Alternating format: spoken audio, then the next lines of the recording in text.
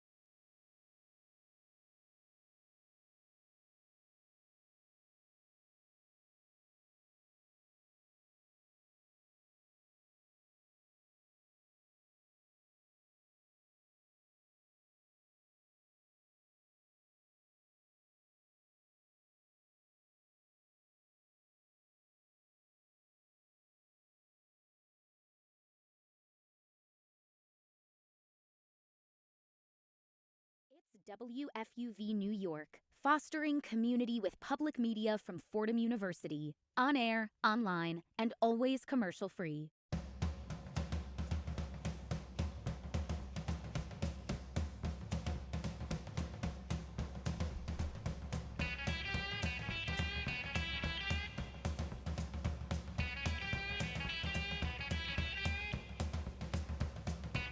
Good morning or good evening, depending on where you're listening to us. Welcome in to One-on-One, New York's longest-running sports call-in show. My name is Brendan Shorey. I am joined today by Owen Kelty, Maggie Danahy, and Sam Giangrande. We got Gabby Price working the board behind the glass, Ethan Bess on video production today. Man, we are excited to be here this morning. If you're listening on the radio, it would be tonight. Before we even look at kind of what we're going to talk about today, guys, how you doing today?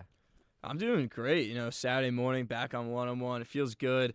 It's freezing outside. Waking up this morning in my nice warm room and then having to go outside and it be 25 degrees was not a fun one. That one wasn't as fun, but glad to be here. At least it's warm in the studio, but I'm doing good. It's college football on today. Knicks are wagging, but, I've been good. Chilling. I'm doing great. I'm used to the cold. Native Long Islander. I've dealt with this even colder because I'm right by the water. But, look, I'm not a traditional sports person, so college football doesn't get me as most excited. But huge news for soccer. And all of our music and Apple, Spotify, all our rewinds just came out. So excited to talk about that. I'm good. This has been literally the longest. I feel like I always say that when I'm on this mic. That's been the longest week of my life, but I actually think it might be true this week. It is a heavy sports weekend, so I'm going crazy. There's Premier League, college football, F1 finals. There's just a lot happening. So There's a lot going on, and it's a big time in each sport. It's not just that there's a lot going on. It's a lot of big stuff happening in every sport. And we'll give you guys a brief rundown of what we're going to talk about today. It's a busy show. A lot of football talk today as the season heats up both for college and the NFL. The Giants are, we'll say, iffy Terrible right now. That's I was being nice, Terrible. Owen. Sorry. One of our Giants fans here. Giants are a little iffy right now. The Jets, iffy would actually be the nicest way possible to describe them as well. They look a little better as of recent, but we'll get into ruining them. their tank. Then we'll take a step back. We'll look at the broader NFL. Drake May, possible MVP candidate. Is there really GOAT. is there a clear best team in football right now? I don't know. It seems pretty open. So. We'll break that down for you guys. Then we go down to the collegiate level for football. It's conference championship weekend, guys. A lot of college football playoff implications today between the SEC championship, the ACC, all those conference championship games. They have a lot of weight in that college football playoff seeding. We will have a very special caller for that segment. You're going to have to stay tuned to see who that is. Finally, we'll shift to the basketball world, where the Knicks are hot right now. They are sitting second in the East. We have one of our Knicks beat reporters on with us, Owen Kelty. So we're gonna get to hear all the inside information from him. Then we look at the Nets. Not quite as good right now, but a team with a lot of promise. We'll say that. Do they? That's nice. They got Promise is they got generous. some rookies there. They got MPJ and Drew. They have rookies, yeah. None of them are good, but They got talk about that later. Michael Don't Swing the Rock Porter Jr., who's averaging 25. I didn't know he had that in him, but Just give him a microphone. And let him cook. a lot of young guys on that team. So I will say some promise. With a pretty widespread fan base here on the show today, we'll take a look back at the rest of the association and kind of look around. The Thunder are really hot right now, but that's no surprise to anyone, I don't think. Finally, our last sports segment after that is going to be led. Sam and Maggie are going to take over for that one. The World Cup draw came out yesterday. I'm jittery to talk about it. A lot happening in the soccer world, and they are two of our biggest soccer fans here at the station, so I'm going to let them take that one. But finally, we'll wrap the show with a draft, a fun draft, a Christmas-themed draft. That's all I'm going to hint at for that. But right now, we still have a few minutes to kill before we move into our first segment. And just to give all our listeners a sneak peek into the lives of their hosts, we're going to take a look. Sam mentioned already, the Spotify Wrapped. If you listen on Spotify, wherever you listen to your music, a lot of them do a year in review of kind of who you listen to, your favorite songs, that type of thing. So we're going to go ahead and jump in and give you guys a look into our lives, a look into our music taste. And Sam, since you brought it up, I'll go ahead and start with you. How does you said you don't use Spotify. Nope. I'm Apple an Apple Music person. Who is your top artist? Go ahead. Give us a Should I do little 5 look. to 1 or 1 to 5? Up to you. I'll do 5 to 1. So at number 5, a classic, I have Bob Dylan. And Wow, this is old head here. that's what everyone tells me. I wish Apple Music gave you the average age of your listening, because I'd probably be. I was Huh? 66, I would which probably is be in, crazy. like, I the don't think that's 70s. true. 72. You're But- 72? Yeah. Really? Yeah. I don't even know that's possible, but I was 66. You guys are unk. Yeah. what were you? I don't know. Mine doesn't. I use Amazon. Amazon It doesn't Music. give You me listen to an Amazon Music? Yeah. You were, And I'm proud of it. I'm proud of it too. You pay real U.S. currency for Amazon Music? My mother pays real U.S. currency for Amazon Music. Fair enough. Anyways, continue, Sam. So I have number 5, we have Bob Dylan. Then number 4, Bruce Springsteen, Asbury Love. Park native with 291 minutes. This is the only shock, the little wild card. I have Kanye West at number 3. I can't really say much about that, but 300 minutes with Kanye West. Number 2, an oldie classic, The Beatles. If you've been around me within the last month, you probably heard me say 10 times I saw Paul McCartney last month. Best concert of my in life. Buffalo. In Buffalo, 8-hour train. that is quite 8-hour the trek. train there, 3 hours of rest after the concert, another 8 hours back. Absolutely electric time in that train. And then number 1, born in the Bronx, raised in Long Island, just like myself, Billy Joel, with 4,195 minutes. You gotta be Put Billy in Joel's work. like number 1. If number I'm one not, fan I or will be something. shocked. I will be absolutely shocked That if is- I'm not in that 0.01 percentile. That is some real of grit fans. listening to Billy Joel. Yeah, that much, too. What can I say? He is the best in my opinion. At least the best artist to come from the United States. If we, Wow, that's a take. I don't think it's controversial though. Like, he's in the top 25 highest selling artists if you include streaming. He is up there as one of the greats. I think a lot of people undermine him just because they think of only Piano Man, but he is 100% Sing me up a there. song, you're the piano man. Are we gonna do top 3 okay. songs as well, or should I give it to someone else? We'll go artist first. All right. Owen, you wanna go next? Yeah, it's interesting. I don't know how I got 72 for my age, but 5 to 1 Oh. is Future, Playboy Cardi, Kanye, Drake, and Travis Scott. Number 1 was Travis Scott with like 5,000 minutes listened to, and I'm only top 0.2%. You know, whereas we need to add a couple zeros to that, but it's an interesting year. I don't know. I was not expecting Playboy Cardi to be in the top 5, but we'll take it. How is that like translate to 72 Yeah. years old? I don't know. What That's like- 72-year-old is 23 this? at the And then if high. you You know go, that was like- Unk music? All the next artists are also like it's all house. Yeah, Like, I don't so even is know how that. mine is even- crazy as how am I well for 72? 66. 72-year-olds must love Playboy Cardi. Yeah. They're opium. They're opium. So I don't Oh know, my but I guess a bunch of 72-year-olds are on the pit at Travis Scott. Yeah. But 72 years old, I don't know. Maybe Kanye brings Future's Unk, I guess, at this point. So what's he, 40 something now? Still making bangers, banger after banger. God, It's true. Future's the Maggie, goat. you want to go next? All right, yeah, my age was 66, and that makes no sense once I go through this. Number 5 was Kendrick Lamar, 4 Zach Bryan, 3 Hozier, 2 Taylor Swift, and number 1 Drake. Okay. Very diverse taste. I bet you wish you could list your top 5, huh? I'm scrolling through my Amazon. It's actually called Amazon Delivered right now.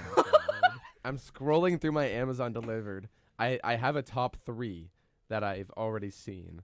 Top artists. Okay, I got 5 Garth Brooks, 4 Drake, 3 Playboy Cardi, 2 Morgan Wallen, and 1 Zach Bryan. A lot of Texas guy. That a lot of makes country. sense. that I is feel the like Texas everybody's coming out. really makes sense. That's the to Texas me. coming out there. A lot of Playboy Cardi and country. Zach Bryan in the same mix. Garth Brooks too. in Garth, there. yeah, I mean, what a group of people. I got Drake and Kendrick in mine. You know, 1-5. a good healthy mix, right? A good healthy mix. Yeah, fair. That's gonna be all for this segment. We're not gonna be able to get into our top songs, but you got a glimpse into our top artists, each of us. But when we come back from this break, it's time to break down all things Giants. Stay tuned for that.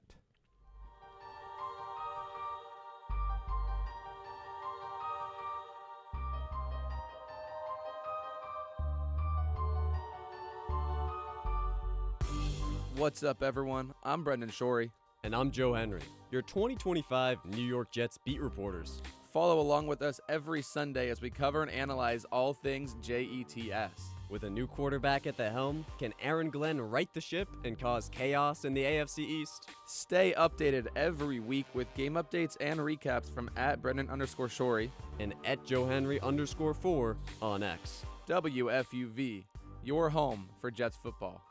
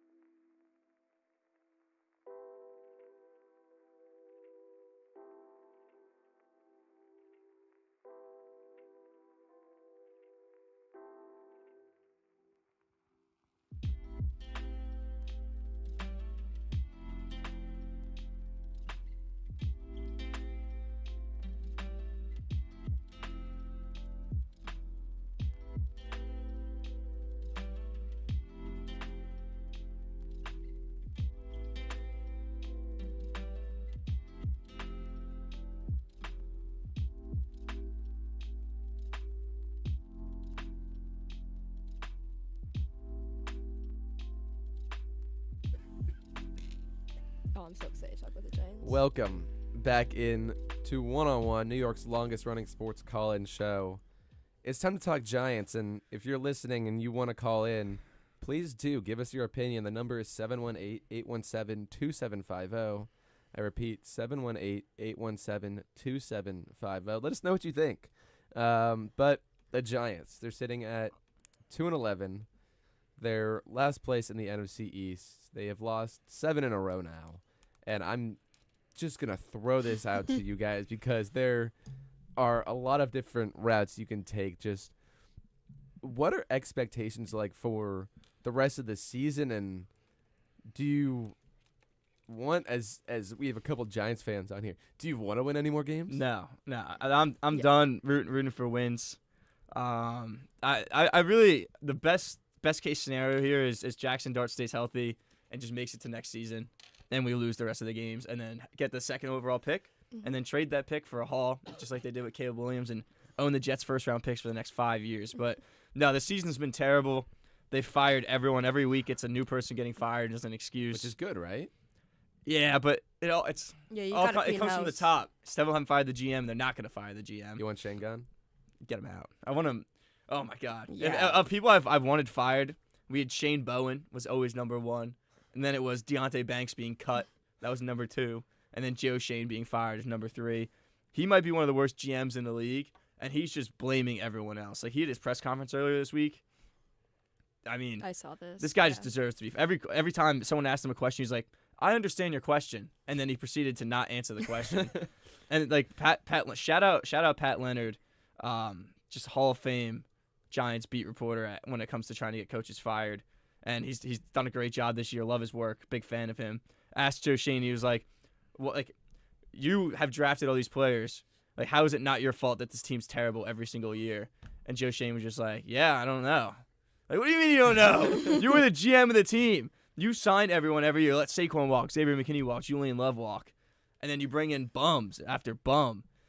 And the drafting hasn't been good. I mean, the only draft picks he's hit on is Malik Neighbors, Jackson Dart, who was Brian Dable's pick. Mm-hmm. And it's like every other pick is like Evan Neal. That guy's terrible. He's flipping burgers somewhere. He doesn't even play, and he's on IR. He got hurt lifting. This team is a disgrace to the sport. And since 2017, they have the worst record in the NFL, and I think they have like 170 losses. That's my would take not to have start guessed this. But yeah, no, they stink. Similar, but I think they're one loss worse than the Jets since 2017. That's absurd. Yeah, they're one loss worse. That than is the crazy Giants. because the Jets have been. They were the first. Giants were the first to be eliminated from playoff contention in the NFC. First team out. Yeah. No, the first team in the league. I wasn't sure. First in the league. They are terrible.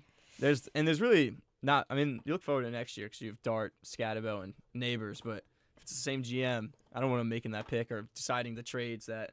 Well, is Scat back for the? He'll be back for week 1. Yeah, him and Neighbors are gonna be back for week 1. I feel like the problem is defensively more than offense. Like I think defensively it's a disaster. They're giving up 300. They gave 367 points, and okay, and they're averaging to give up 28.2 points per game. That's crazy. Yeah, defense stinks. Defense is a disaster. Like Abdul Carter sleeping during meetings, showing Gabby agrees back there. showing up late consistently all season. He's just been showing up late. I mean, that's the 3rd overall pick. He was asking for Lawrence Taylor's number, and now he's just like literally showing up late to meetings. So disrespectful. I mean, Lawrence Taylor. I mean, I guess it's fitting because Lawrence Taylor was doing his thing and showing up late to meetings and games. Lawrence Taylor was Lawrence Taylor. But he also was getting sacks. And Abdul Carter's 1.5 sacks on the year. I know he's 31 pressures. But, like, Lawrence Taylor was doing crack until 7 a.m., showing up, getting 6 sacks. Abdul Carter can't even show up to a meeting on time and get a sack. I mean, what are we doing here? Asking for his number. It's a joke. Defensively, I think the Giants are horrible. And I think there's also just no leadership. I saw a video recently of the Giants defense were asked how many yards on average do they give up a game. They guessed 180 and just kept going up and up until they got to 370. And like, do they not watch like any 180? film? They play in these games. They How do started. Their first guess was 180. Like, do they not watch any film? Like, do they just watch games? If your Deontay stats Banks are gives that them bad yards a as a game. coach, you need to be telling your team that so that they're embarrassed. Like, what do they do after a game? Yeah. Like, they aren't. Like, if I was a reviewing coach, their that'd be the first thing I'd be Not show up to telling them. meetings. Listen, I get being off on the guess, but off by 200 yards. Yeah. And then they kept going up by like 5. They didn't even get to 300 till the end of the video. And they're like, 190, 210, like that's if I'm a coach, that's the first thing I'm telling you. I'm like getting your you in a stats meeting are and You're embarrassing. watching every single game you play to see how many yards you're giving. That's how many off. rush yards they give up a game. 200. 180. How many yards Deontay Banks gives They're up off. personally? Personally, in a game, he gives up 180 yards by himself. Like actually, No. No. Yeah, she doesn't even play anymore. But he is so bad. And Joe Shane traded up for him. And then Great job. Yeah, great job. Deontay Banks came and see the field. That's 2 first-round picks. And let's just throw Jalen Hyatt in there because he stinks too. He's a 3rd round. Traded up for Jalen Hyatt, I'm pretty sure. They don't see the field. They're healthy scratches every week. Hyatt was what round? 3rd round. 3rd round. But Joe Shane was dying to draft him in the 2nd round. He was trying to draft him over John Michael Schmitz, who's like a league average center. But like he was like, "Ooh, we should take Hyatt in the second round." Jalen Hyatt can barely even run in a straight line. He can't catch the ball. Like, I don't know. It's But terrible. Owen, as a Giants fan, like, what is your idea for this like rebuild? Like, who's you want to coach? Like, what you want to trade draft? He said it picks? actually before the show. He said himself. He did say himself. I would be a great Did say coach of the New York himself. Football Giants. So post grad, Post grad, I need a job. No one's gonna hire me. Oh, the there. J word. Oh, sorry. I don't want to use the J word on air, but Giants. Throw my name. Throw my hat. Oh, Here's What's your your Giants. Here's my record resume. be? Yeah. What my record? Yeah. This roster. What would you do? Yeah. What do you? I'm getting What's this team. your plan? What's your Yeah. I'm getting this tactics? team above 500. What's your 5-year Okay. plan? with the 5 year? Giants? No, we're winning. What's your next year. 1-year plan? My with the 1-year Giants? plan. Yeah. Who are you trading? Who are you? Who are you We're getting the getting? second overall pick. Okay. We're trading back to. Hold on, I got Tankathon up. Trading back with a team that needs a quarterback, the Jets. Trade from 2 to 7. Get a bunch of first-round picks from them. Draft Jordan Tyson, Arizona, wide Okay. receiver. They got Okay. two good Okay. wide receivers now. Yeah. Let Wando Robinson walk in free agency, and then Okay. just let Jackson Dart cook. Oh, we also need to sign cornerbacks. Yeah, I was gonna say, badly. you gonna address that defense? At Wait, all? the defense. Yeah. See, I think it's a defensive coaching problem. Like, Yeah. there's Really? so much talent on that defense. Yeah, in the Who's front their 7. DC? Shane Bowen. Who's it now? Yeah. It's I don't even know. They put You it's need like one. it's like the linebacker. They need a DC. Yeah. Okay. But You need a whole new badly. coaching We staff. they need a whole new Badly. coaching staff. But I mean, they need corners. Their safeties are all right. They just signed Javon Holland. Tyler Newman's terrible. He's a former second-round pick too of Joe Shane's. He Another stinks. great selection. I know, Minnesota safety that we just can't doesn't know how to take an angle. Just runs right by the guy every single time. But we need to address the DBs badly. We have one DB, Paulson Adebo, and then Cordell Flott and Drew Phillips are good, but they're slot corners. So we need like a solid Outside CB guy. too. I Like also feel like you need Jackson Dart to like stop getting like He's never gonna stop. demolished. He's like, he's never gonna like stop. just stop getting yourself He into these needs to learn how to situations. slide. He's not like, gonna do that. The Patriots hit was wild. That was horrible. Wild. That should have been a penalty. No, The Patriots, it shouldn't the have. Patriots were headhunting. They killed Gunnar Olszewski. They killed my sweet prince.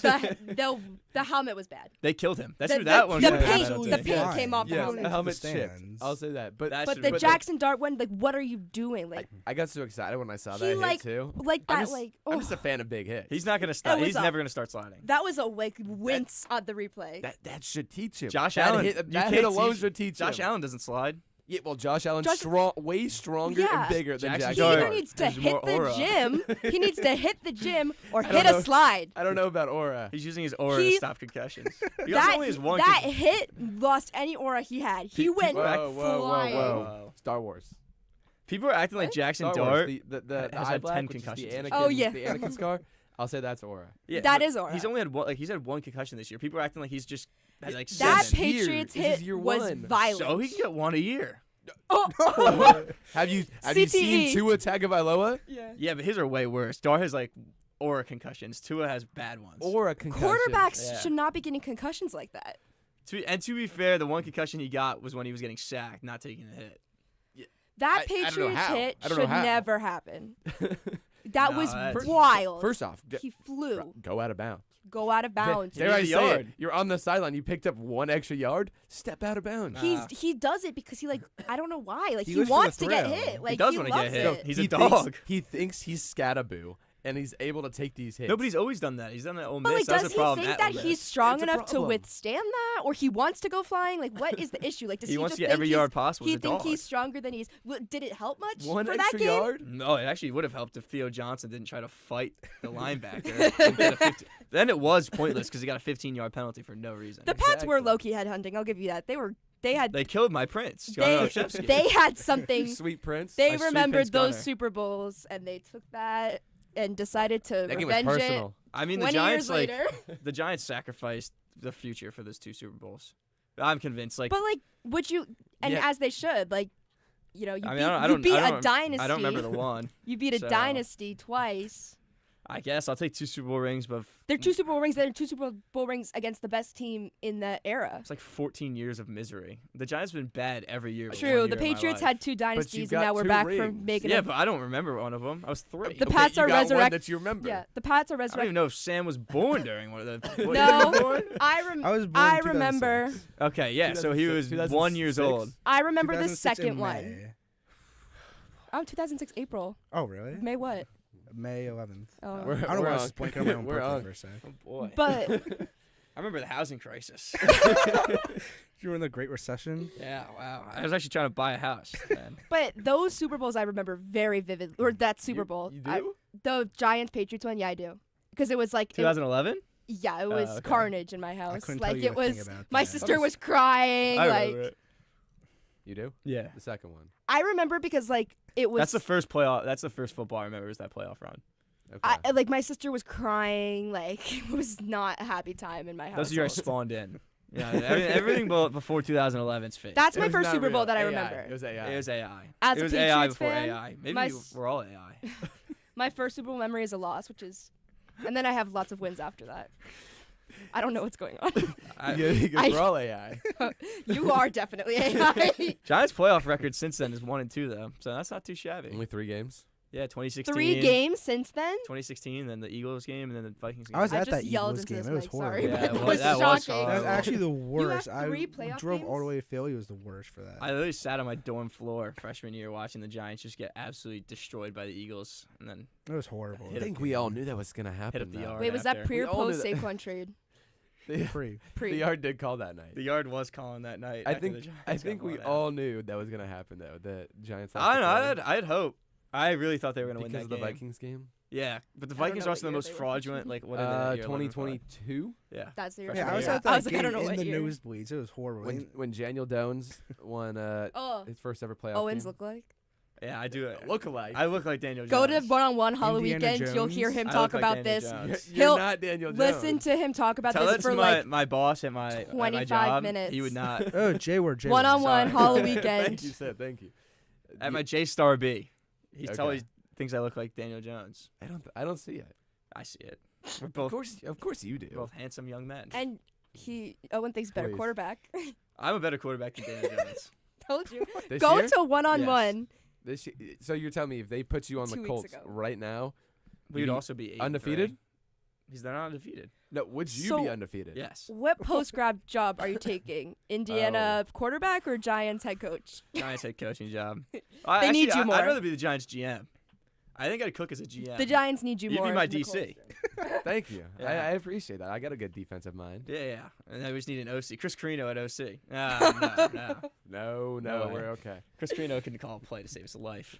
So would you be the GM and also double as the quarterback for the team? Could you do that? Ooh. Oh, but like Giants Can I GM say- and can I- Indiana quarterback? Or is that Yeah. a conflict of 'Cause interest? You don't want to take Dart's job. No, you're right. But I'd Yeah. coach Dart. You would. You'd be best You friends would. with him. We'd be great friends. Wow. This is just awesome to think You would. about. You would aura farm so hard. Me and him would have so much aura. But like Together. then like you'd be around someone that has more aura than you. Like could you handle that? Jackson Dart has not more aura than me. Owen It's just starts actually wearing unreal. the eye black around. It's like Unreal. yeah, Pouring on a water on the scale. eye black on, so a, it s- drips. on a scale goes Jalen Brunson, me, Jackson Oh Dart my god. of New York celebrities. Okay. Yeah. Who's Jalen that? Brunson, great. There's that one kid on Crazy. TikTok who would always make TikToks pre-game and then never get in the game, but he was always showing off his eye black. Oh, the beat. His name Drip is, Lord or something like No, that. no, it was like the Beast something. Ethan the Beast or something like that. Yes. Are we sure there's not That's Owen's you. burner account? Yeah, Like, it it's sounds just Owen. like him. It actually Oh might no! have Are been. you talking He's about the doppelganger. football kid or the lacrosse The kid? football kid. Oh, I thought you were talking about the lacrosse kid that played at UMass. No, I The was Drip talking about King. Drip. Well, the Drip King's the UMass lacrosse player. Yeah, there's a kid it was high school football. Yeah. It's Ethan Ethan. never got in the football. game. Ethan the Beast. Yeah, Ethan Made the a pass Beast. breakup once. Ethan the Beat. Senior day. Senior day. Come on. PBU. PVU. What a I- player. He's the greatest high school football player we've ever seen. His eye black is phenomenal. You gotta take your advice from Drip King though. Look good, play good, right? Yeah. Unless you don't get in the game. Hey, always ready. But Jackson Dart, Never know when looks your good number's at any getting plays called. good because he's the future of the league. Jackson Dart or Anakin Skywalker? Which one is he? Ooh. What if He's both. He He's is. both. He can be both. He is He's the both. high ground. He didn't have the high ground on Monday. He got No, he did launched not. 50 feet out of bounds. He needs a slide. Oh, I have the high ground, Anakin. Or just step out of that. You're right there. No, because like he can't go out of bounds. He plays for the thrill. Why? like, Why? Exactly. Why? can't do it. Why not? Soft. Aura. Losing a This is game. such a Two- hard. You know what? such a 2 and hard 11 is an aura. That's not aura. So, Well, just all right. step out of bounds. To be fair, like, what's Jackson Dart's record? That's our real record. 2-11. He's a rookie. No, he didn't start every game. Russell Wilson. Oh, And then Jameis is right. still- Let Russ too. cook. So they were 0-5. So someone math that for me. So 2 and 2 6. Yeah. Oh boy. All right. Which You gonna take that one? 'Cause that's not that much more All oral. right. Well, Broncos game not his fault. Saints game was his fault. He's got 33% win That rate. interception at the end of the Broncos game was not his fault. Yeah. Yeah, they scored. No other team has put that many points up on. Well, Shane Bowen was masterclass. Yeah. in the fourth quarter. The Philly loss. His whole team died. San Francisco loss. Not on him. I didn't actually watch that game. Chicago loss on the defense. He also got hurt in that game. And then New England, not his fault. You're was you're my s- lucky that My sweet Prince Gunnar Olszewski. I hope he comes back. you're lucky that like we slowed down in the second half. Because if we played the second half like we played the first half, we If would've our had defense scored, like, wasn't 60 terrible, points. we were gonna come back and win that game. But they dropped 30 on you in the first half. Yeah, What 30 they in the finished first with half. 33. That's progress. Bro, Yeah, the you woke streets, up to the. You at least showed up for the second half. The streets were asking for a mercy rule that game. Yeah. No, they weren't. They knew Jackson Dart was gonna try to come back. And they almost won. Giants Sitting almost in- won that yeah. game. Sitting in my dorm in New York City and being 30 up on the Giants at half, I was like running around. I mean, they So were the thrilled. Patriots were headhunting. It's about Bounty Gate too. Well, I'm sure from the Patriots standpoint, it must have been pretty Great. nice watching that game. But that's gonna be all from us here on this segment, Talking Giants. Next segment, we look to what Owen will probably call little brother in New York, the New York Jets. So stay tuned for that after this break.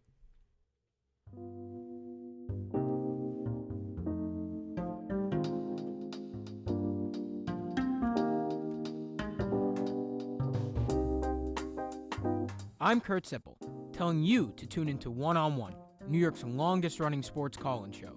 Catch us live every Saturday on our WFUV Sports YouTube Live from 11 a.m. to 2 p.m. and later on 90.7 WFUV from 11 p.m. to 2 a.m.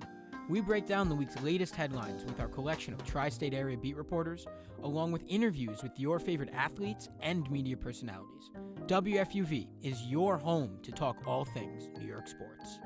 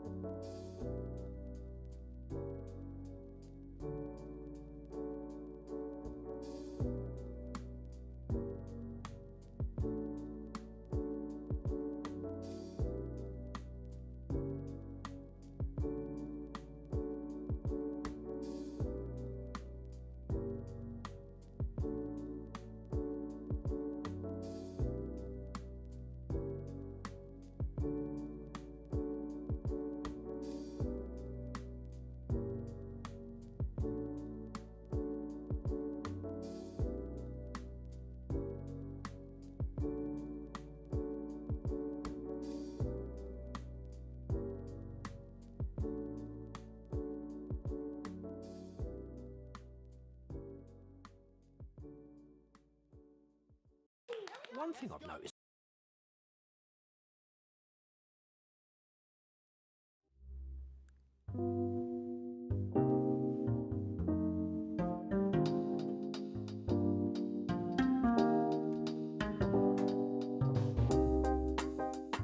I'm Kurt Sippel, telling you to tune into One on One, New York's longest-running sports call-in show. Catch us live every Saturday on our WFUV Sports YouTube Live from 11 a.m. to 2 p.m. and later on 90.7 WFUV from 11 p.m. to 2 a.m. We break down the week's latest headlines with our collection of tri-state area beat reporters, along with interviews with your favorite athletes and media personalities. WFUV is your home to talk all things New York sports.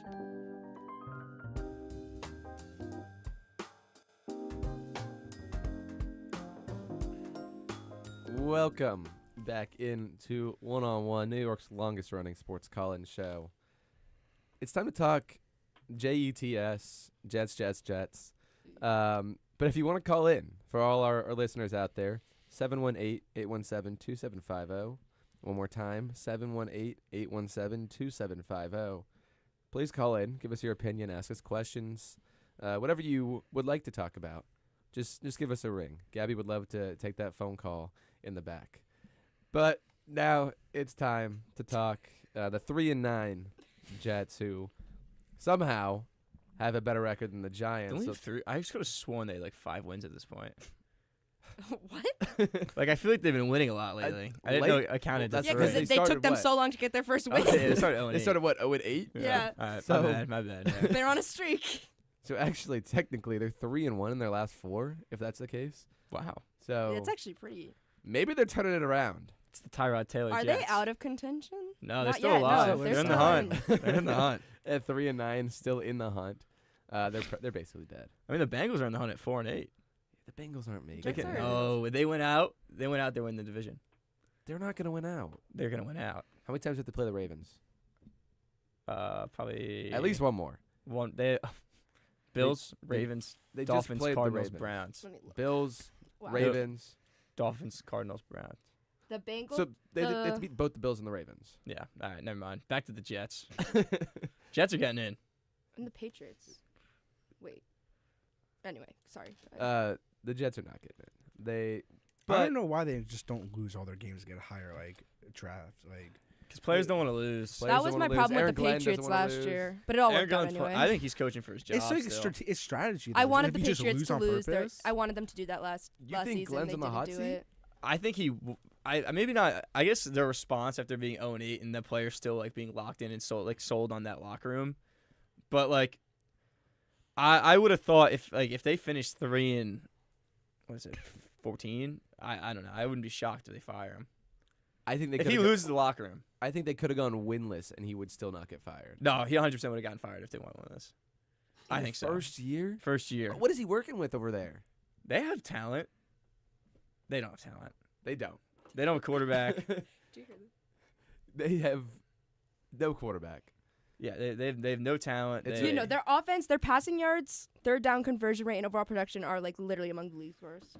Like They need a I don't know what quarterback bad. exactly it is, but it's They're- they're all three are like I think bottom. they've drafted an O lineman every single year in the top 10 in like the last 5 years, and none of them have. I mean, some of them are okay. Like Olu, you know how to say it. Olufashanu. He's hurt every year. Hasn't he had a season-ending injury the last 3 years? Yeah, I think so.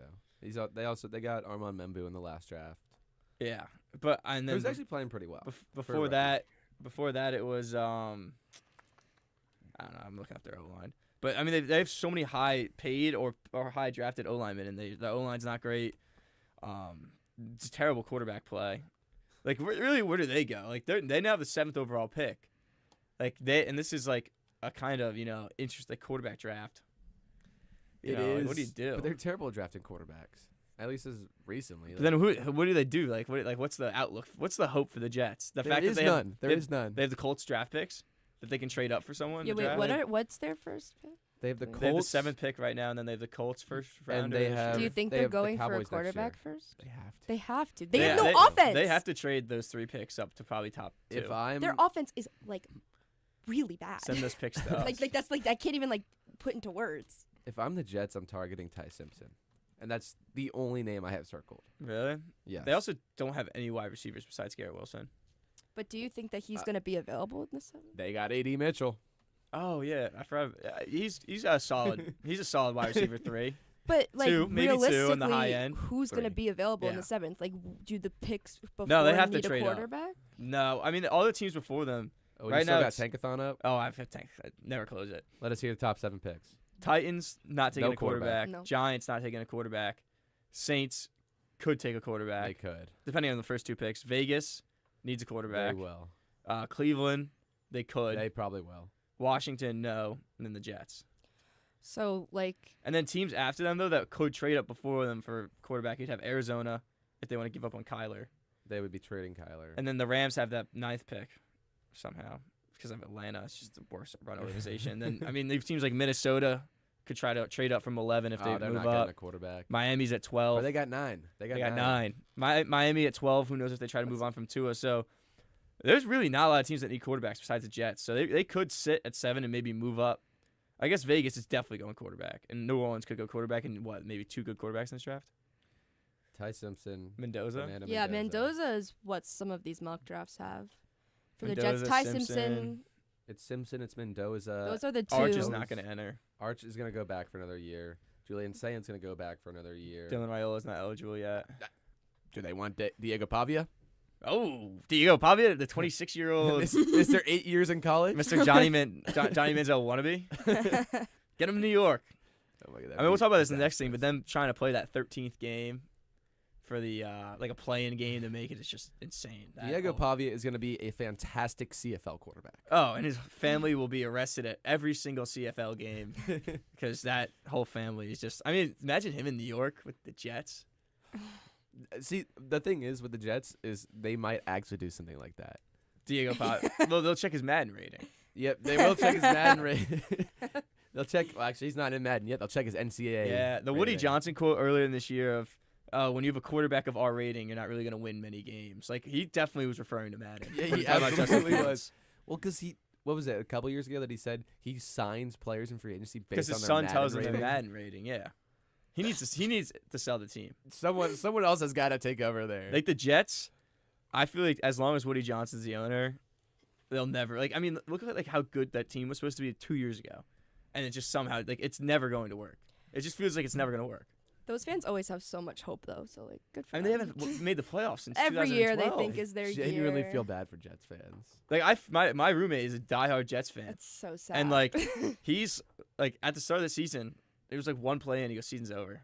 And I was like, "What do you mean? Like they actually are scoring?" And he goes, "Doesn't matter. We're gonna start 0-8 or like 0-9." He's just like, "It's over." It's like the Aaron Rodgers first passing play as Blows a Jet and blows his Achilles. Yeah. I mean, my friend went to the game the other day and he said maybe 10,000 people there. what? Like anyone who MetLife? came in, Is there a point in going to the games? And it was- No, but actually it's at that game. crazy. and he said he was seeing more like Chiefs fans there for a Falcons Oh. Jets game than you were seeing Jets games. Jets fans. And people just go, they tailgate, go in for a beer, and leave. Yeah. Or they watch one play and they're like, Yeah. Can't do Game's it. over. I can't Can't do this. do I it. can't do this anymore. Painful. It's suffering to watch them. Yeah, I'm definitely not going tomorrow.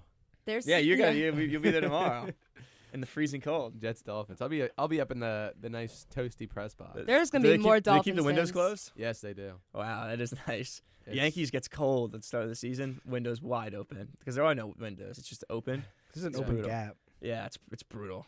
Yeah, It's- they keep the windows closed. I don't think they open actually. At but least you get to see Tua. is that? Am I supposed to be excited for that? Yeah, I'd be Is excited. that something to get my hopes up? I'd be excited to see Tua. Why? To see Tua and Jalen Waddle, future Giant. Bro. Just want to tie that whole thing back in. I will have one fantasy player playing in that game. Big week. Big week. 80 before the Mitchell. playoffs. I'm starting him this week. I'm in my one league. I'm like the Giants. I'm 2-12. My entire team is on IR. It's a disaster. But for the FUV league, guess who's in second place? This guy. You're in third. Oh, did you pass me? No, you're behind. Are you in first? Oh, Joe's in first. No. Bradley is. I haven't checked in a minute. And last time I checked, I was in second place. What happened? Maybe I started Turning to to the Giants. started too many Jets players. I do have a league where every single person's 6 and 7 though, so that's pretty Of sick. course you Like just do. so like, Who else did that happen to? like Of is that not course crazy? you do. Is that not crazy? Every single person. Well, Except tell them about. except for first place. Tell them what weekend it is. It's 6-7 weekend, of course. Today's the 6th, and tomorrow's the what? It's 7th. Exactly. It's a big, It's big national holiday for Owen. This is an Owen Kelty Big holiday. weekend for a guy like this. you got to examine the. Okay, the first place is 10-3, and then literally 2 through 8 are all 6 and 7. It's insane. How did isn't you it? do that? How does that even happen? It's meant to be. It's a sign. It's a sign that It's a sign From for who? what? For what? it's a What's sign. it a sign of? It's a sign that the Giants are going to win the Super Bowl next year, and that the Jets will one day get a good quarterback. Why do you want the Jets to get a good quarterback? Because I feel bad. I It's like pity. At some point you do feel bad. Yeah. Like I don't like the Mets. I don't like the Nets. I root on their failures all the time. Like at this point, the Jets, I feel bad. I do too. I have a friend who's a Jets, Islanders, Mets fan. Oh, That's terrible. But imagine being that's like painful. Jets, Islanders, And then a Knicks Mets, fan, and they haven't been Nets. good until Yeah, but Like, at least he's not a Nets 2 years fan. ago. yeah, 2 years ago. It's so painful. Yeah, It's I mean, actually so painful. you can't. That's why you have to be from Titletown. Yeah, he's from Long Island. Is he actually? Yeah. Oh my god, I knew it. Nail it right on the head. Literally right on Knew the it. Right on head. the head. It's the people I've been around my whole life. Yeah. Jets, Mets, Nets, and Islanders. Are they all just like angry and miserable all the Oh, time too? 100%. Yeah. Yeah, but if It's you go to like- Boston, they're angry and miserable, and they win everything. Not a lot of winning lately. Boston fans are spoiled. On Long Titletown. Island, it's just vibes. I have, They all I have a loyal Titletown teams. sticker on here. Titletown. Titletown. Spoiled. Yeah. So spoiled. And then you get the second coming of Tom Brady. Nah, Drake May's they have the third easiest schedule in NFL history. Oh, We're okay. not gonna talk about that. We will next segment. Yeah. Third easiest schedule in NFL I will history. defend myself. Don't worry, next segment we will. You look at the top teams of Tankathon. That's the All of a sudden, Patriots I'm like schedule. I some know you saw defense that. lawyer. Haven't the Patriots played Tennessee? They played Tennessee. Let me see. Like, look at the Patriots schedule. It's all the top teams on Tankathon. It's the easiest schedule ever. Cheese cake factory. That's what their schedule is. It's easy. They're gonna go in the playoffs. Cheese. They're gonna lose by 800 easy. in the first round of the playoffs. Okay. At least Okay, we're I there. don't know about that. No, they're gonna run into the Chiefs and lose by. The Chiefs are 60. not good.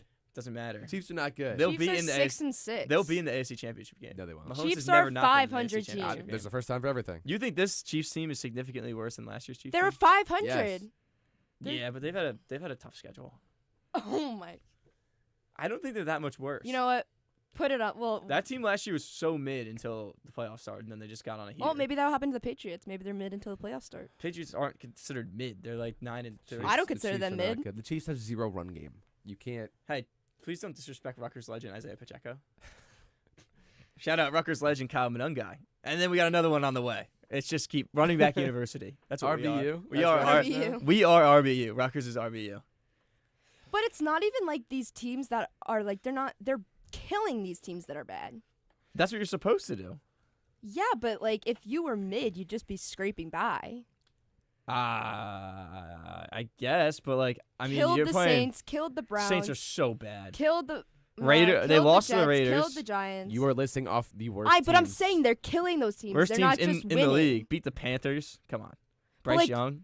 They're Bro, he's my the point. truth. All right, some weeks Bryce Young is good. Some weeks Bryce Young looks like he's never thrown a football. These in his teams life. are I really don't get terrible, it. but they're killing them. They're so like they're not like beat near the their Dylan level. Gabriel-led Browns. I mean, come on. If now. you're killing bad teams, that's just stat padding. beat like. the Falcons by 1. Yeah, No, that's you are have- stats. no. just stat padding. You guys are not in my. It makes If sense you in keep my playing head. bad teams, then you go against a good team. You're not gonna be like prepared for that. If you keep They stat do go padding against good teams them. and win. They beat the Bills.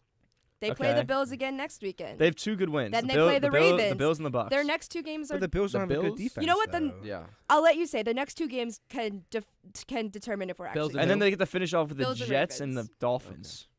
All right, but- Ooh. Real have- barn burners there. Yeah. Real tough. But you know what? We'll talk to the Bills and Ravens because if we beat the Bills, and we beat the Ravens. Then I don't know. Lamar's hurt again. Let's so. let's just go Lamar's into it hurt now. again? He's questionable. Let's skip the break. Let's go right into NFL since we're on it. Go ahead. Well, How confident are you that the Patriots are going to win those games? pretty confident.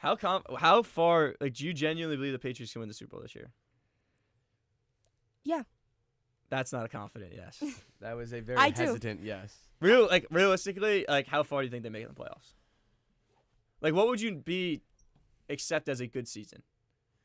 I think at this point, I mean, I'm a Patriots fan. We only count Super Bowls. No, but Oh like a my good. Like, God. no, but if they have the easiest schedule, they go in the first round and get knocked out in the first round. That's a bad season. Yes. Like, But then, again, then you know you're a fraud. The only good season to me is a Super Bowl win. Yeah, I'm a but where- Patriots fan. Where Wow. were I got they 6 supposed to be rings. this year? They were not supposed to be where they are right now. No, but like they all like you still. I mean, no one thought Drake May was gonna take this leap this early. I you know? did. And Michael's loving. I fakeness. love Ann Michael. What it, That husband? that's Are they married? they're married. Loving Yeah. husband Drake May. And Ann Michael. Stolen from Evan Neal, the original. Evan Neal is just Evan Meal, bro. No, Flipping patties.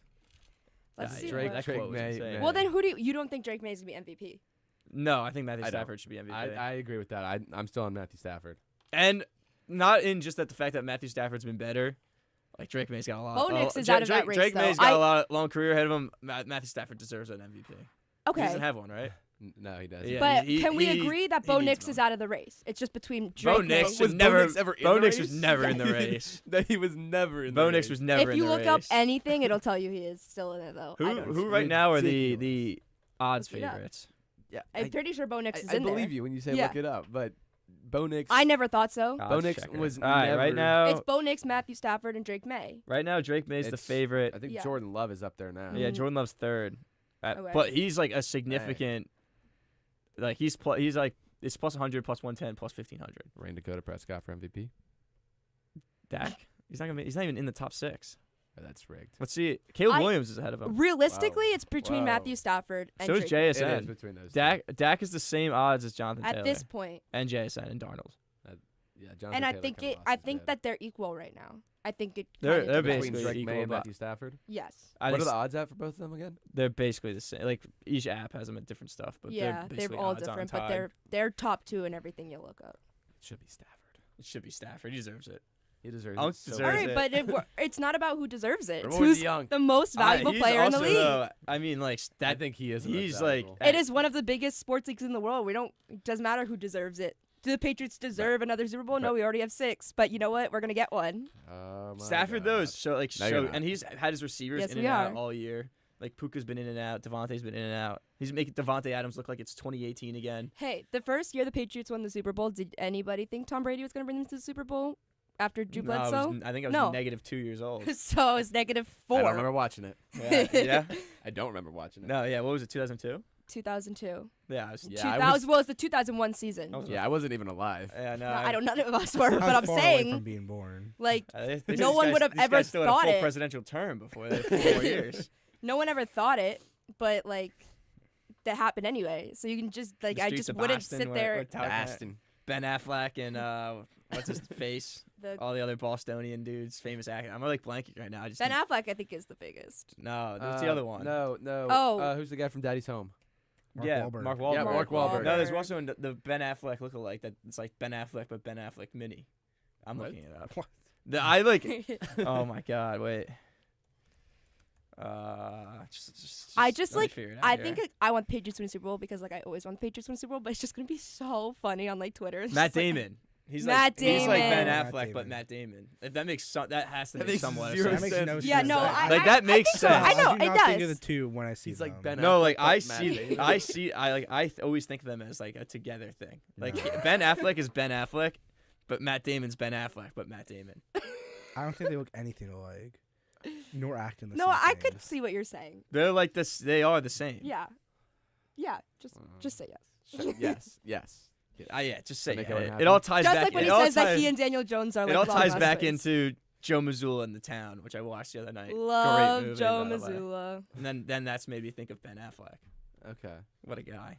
Oh, them Bastin guys. Yeah. Oh, that's, I don't even know how we got here, but they're Matt Damon and Ben Affleck I will are spread the Boston same propaganda person. any single time behind this mic. And usually Joe behind Reese is behind their producing in my ear like Drake May propaganda, Drake May. I mean, who else in the AFC is like a wagon this year? Like, There's no one in the league that's there's like, no one in the league that you're looking at right now that's like this is a team. Well, that's gonna win the Super Bowl. it is the NFL is the most competitive it's been in like 15 years. Easy. It seems like every year there's It's- like it's any- one team. It's like this It's is the their Chiefs year. or it's the Eagles. It's the like before that it was the Patriots or is it's the like Or it back in depends. the I don't- 90s, the back in Bron- the 90s was the Cowboys. Yeah. Oh yeah, sure. Sure. How old were you when that was? Yeah. I mean, I think when Watch you it look from at the womb. the like the That Broncos, Netflix documentary. like the Broncos are 10-2, and I don't look at them as a 10-2 team. I don't No, see them as a it's- Super Bowl contender. It's No. actually very And then competitive then right it's now. the Jags. Like, does anyone see the Jags as a Super Bowl contender? No, There's absolutely not. no clear. There's no clear. I think the Ravens are 6-6, but that's In the also, past, like, 5 or 6 years, it's been Chiefs or Eagles. Before that, it was the Patriots and, like 49ers whoever, were and in the it. 49ers. It Then was before just the like Chiefs and then the Eagles and the 49ers. To me, it was the early Rams until they just 2000, it was lost. Patriots and The Giants. as the favorite to win the Super Bowl. To me, it was them, and then they just lost to the Panthers.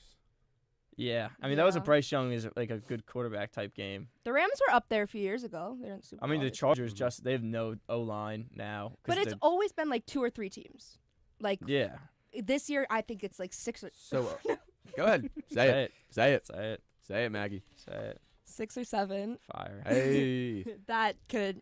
I think maybe even more. I think there's like. And like the Bears too. I look at them the same as I look at the Ew. Vikings last year. Like they were 14-3. It's like no one took the Vikings seriously. No, and deservedly so. They I got think killed. the Seahawks? Patriots, the Bills. No, I'm off. I'm Well, off the Seahawks. is Lamar season ending or? No, like he's just questionable. Okay. He'll probably play, but I mean, I think the what's Ravens their are record up with Lamar? there. They're 6-1 or 6-0 with Lamar, right? 6. Oh, they were 1-5 when he got hurt, They're 6 and or they're when he came 500. back. Came back, yeah. and now they're 6-6. So I think 6 and- Patriots, Bills, Stop doing Ravens. math. 1. Yeah, that's just a problem. Stop doing math over there. You can see the wheels turning. And it was like nothing was. No, there were no wheels turning. The Jags, the Colts, Broncos, Chargers. Realistically, I mean, the Colts do you want to say the Daniel Chiefs? Jones I with don't, his but I leg feel like people want to. destroyed. What about Daniel Jones? Like with his leg hurt, like you can't take the Colts seriously You see anymore. his teammates made him like a little The Duke guys. That's your Yeah. average Duke student. That is- It's like your average Duke smart football player. average Duke football player Can can 3D engineer print a pad. thing to stop a leg from cracking. I think the NFC is more open than the AFC, though. Yeah, Yeah. I mean every team. I think has AFC such, you've like, got like 4 teams, which is crazy in itself because we usually have like 1 or 2. NFC, I think you have like 6 teams, honestly. every team that you look at right now, you could like they have a huge flaw.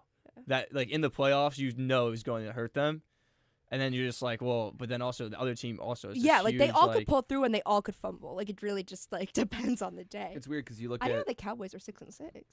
Not bad. 6-6 and 1 Yeah, and 1. that tie might end up screwing the Packers.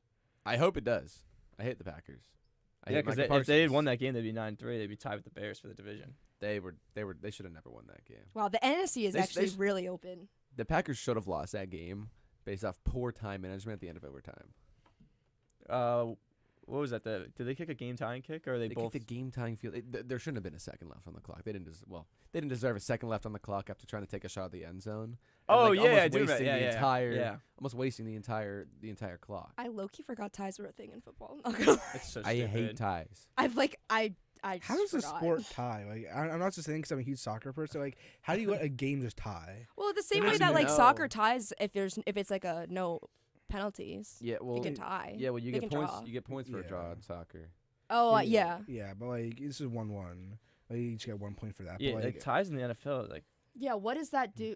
How does it? I mean, it's it just so helps, though, rare. and It's- sometimes it does help. They need to change the overtime. NFL needs to change It's- the overtime. What Go to you think college golden rules. rule? It has to be Go to golden college rules rules. because Golden also College like now that football they has give the both best teams the overtime. ball, there's gonna be way more ties because if both teams getting the ball, they're just gonna match. In 10 Yeah. minutes, 2 teams are gonna just drive down 5 minutes, tie game every single time. It's not So enough it- time No, for. But then what would they do in a Super Bowl? Just keep going? in the Super Bowl, yeah, they just Yeah. keep going. Like when the Chiefs playoffs. 49ers game was in overtime, if the Chiefs didn't score on that play with like 2 seconds left, they would have just kept going. Oh, okay, Yeah. Imagine you could do like a field goal off, it's happened.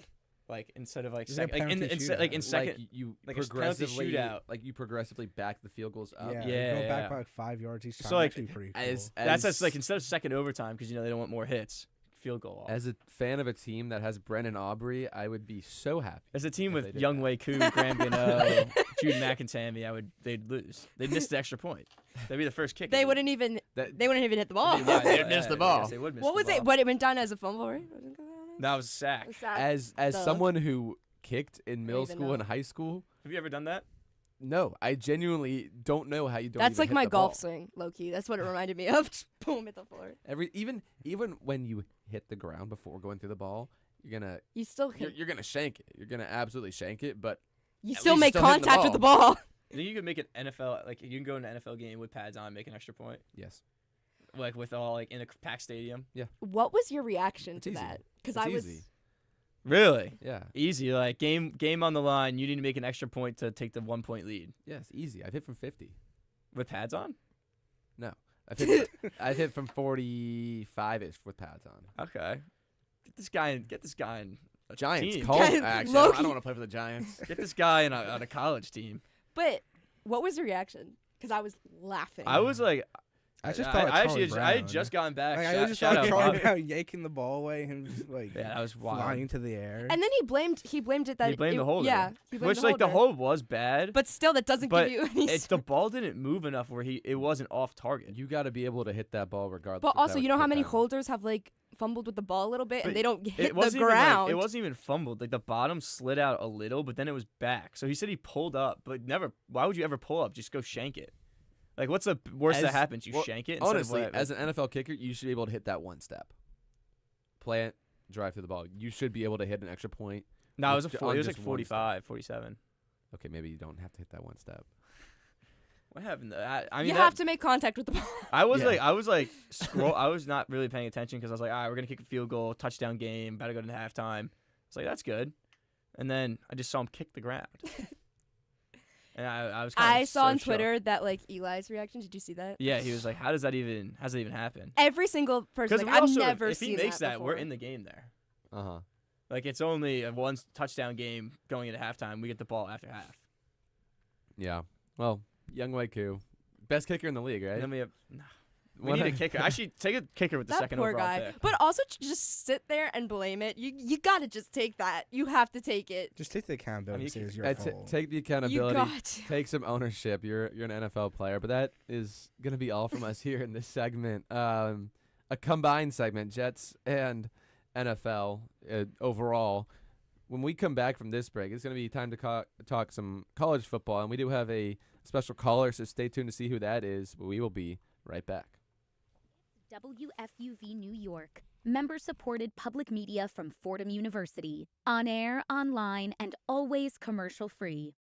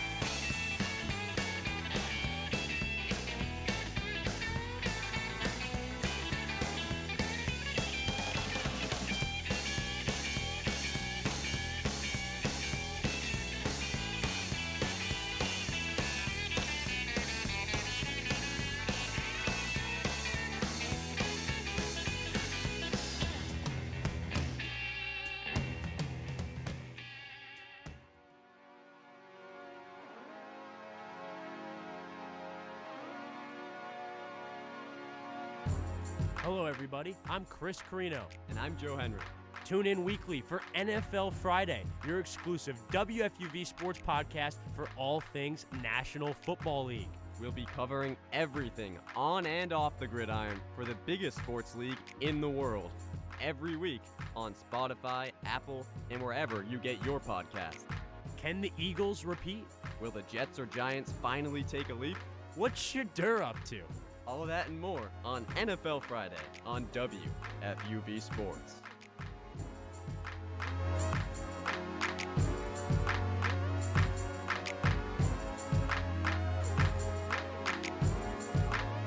Welcome back in to One-on-One, New York's longest running sports call-in show. It's time to talk some collegiate football. Before we do, if you want to call in, 718-817-2750. One more time, 718-817-2750. A lot going on in college football right now. A college football playoff where the seeding is very ambiguous. I'll say it's a big word.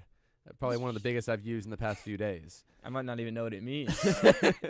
But it in a world where there is so much subjectivity, another big word. Wow. I'm on a roll right now. I'm on a roll. From that, say, 8 to 12 seed range. But conference championships are today, and they're going to play a huge part in that. You have Bama, Georgia in the SEC championship. You got the number 1 versus the number 2 team in the country, Ohio State versus Indiana in the Big Ten championship, where College Game Day is not at. They're at the SEC championship. Oh, really? They are, which shocking. But Yeah. Is it though? the SEC is different. Yeah. It is. SEC tax. Different. It just means more. It just SEC means tax. It more. really means more. It just means more. You have the Big 12 championship, BYU, Texas Tech. Happening right now. For my team, for my Longhorns, please win Texas Tech. Oh, you need Texas Tech to win? I think if BYU loses, they're out. They're definitely out if they lose. Losing to the same team twice, and I think you're out. You got the ACC championship, Virginia Duke. Virginia's got to win. Another conference where you might not see Another 2. a team in there.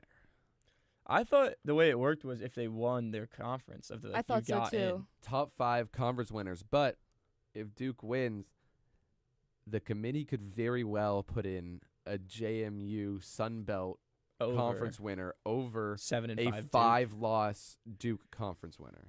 Putting Duke in the playoff would be you can't do that. That'd be. I think Virginia will win, but They're gonna if win. that does happen, I definitely see a world in which JMU gets in over Duke as a conference winner. I think there's a chance that they don't even put Virginia in.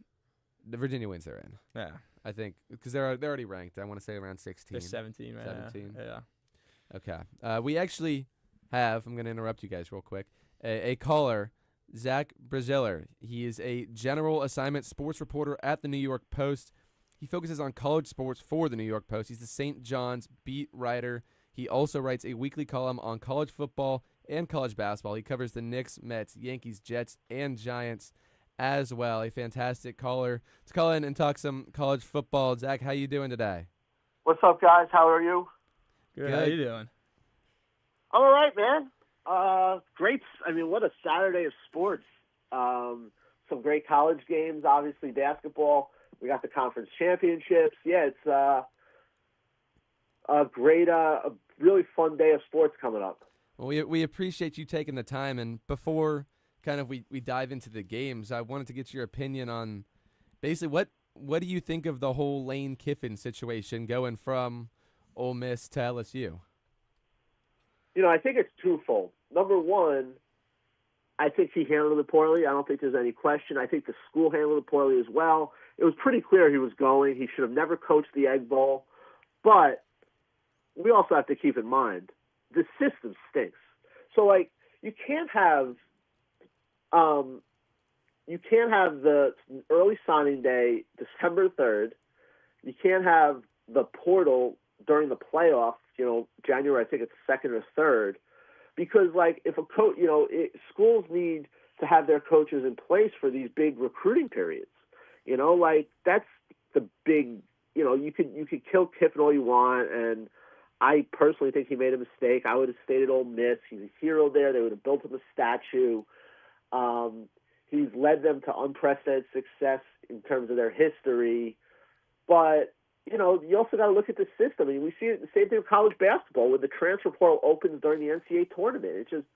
It's ridiculous. Like, they need to fix the calendar. The calendar is a big, big problem, in my opinion, and we're gonna see more of this. There's no doubt you're gonna see, more coaches leaving in season, and you can't blame Ole Miss for saying you can't coach the playoff. You can't have someone still employed at your school when he's going to a rival and he's going to be recruiting for the rival yet coaching your team. It just doesn't make sense. But I think the calendar is really the biggest thing they have to adjust. On that note, is it just as simple of a fix as moving the transfer portal back, or is there kind of a more complicated situation, like a more complicated way that it has to be fixed? I mean, it is complicated because, like, you obviously have the whole school calendar, the actual academic calendar. These guys still actually kind of go to school. We forget that. So the championship's not till January 19th. So it is an issue in terms of how now deep the playoff goes, and like there are people smarter than me that understand exactly what has to get fixed here, but there has to be some kind of tweaks in college basketball too. Like, it's like the NFL opening free agency during the divisional round of the playoffs. Like you can't. Your postseason has to be your marquee event, and you cannot have like player movement happening during it. It's a mess, and and that's something they've really got to fix. Yeah, I fully agree with you. I kind of also fully forgot about the idea that they still do go to class, because when you say like January 19th, I was like, oh, that's a full new semester. If they're transferring, like they're out of there, right, like for the entire second semester. But I want to look more at like a team like Vanderbilt. Have you ever seen what they tried to do earlier this week, looking for a 13th game to try to make that push to get into the playoff? I know they're right on the outside looking in right now. Diego Pavia has been very vocal about how he thinks they deserve to be in, and he should be at the Heisman. But have you ever seen a team try to do this, like find a weird loophole to try to prove like a playing game? I know it's different now with the 12 teams, but I thought this was crazy when I saw it the other day. I mean, I think it's pretty smart, honestly. I think it's really smart to do. Like, they can say whatever they want about, well, you're not going to get docked for being in the conference championship game, but like, I just don't agree. I mean, if Alabama gets hammered today, they're probably going to miss the playoff.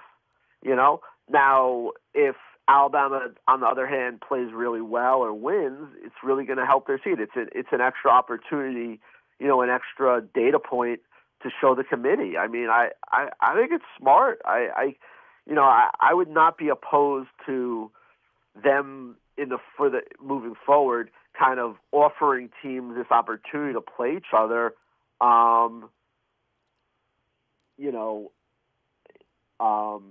This Saturday, I'm sure the committee doesn't like it because it's more work for them. Sure. But I mean, yeah, I think it's a good idea because you also have to factor in with these super conferences now, you have these unbalanced schedules to where like certain teams don't have the same resume opportunities as others. Like, I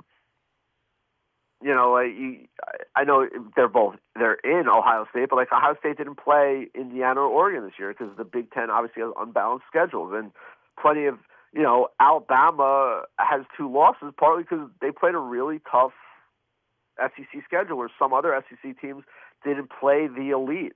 So yeah, I think it's, especially when you factor in the unbalanced schedules, I think it's something they should look into and at least give teams the option to like, hey, if you want to on short notice schedule a game the same day as the conference championships, why not? Yeah, I think that's a really, really strong point about the heavy conferences. Kind of following up with what Owen said, how do you think, or who are your front runner for the Heisman, and how do you think the possible different playoff pictures will impact that? It's hard to see Mendoza not winning.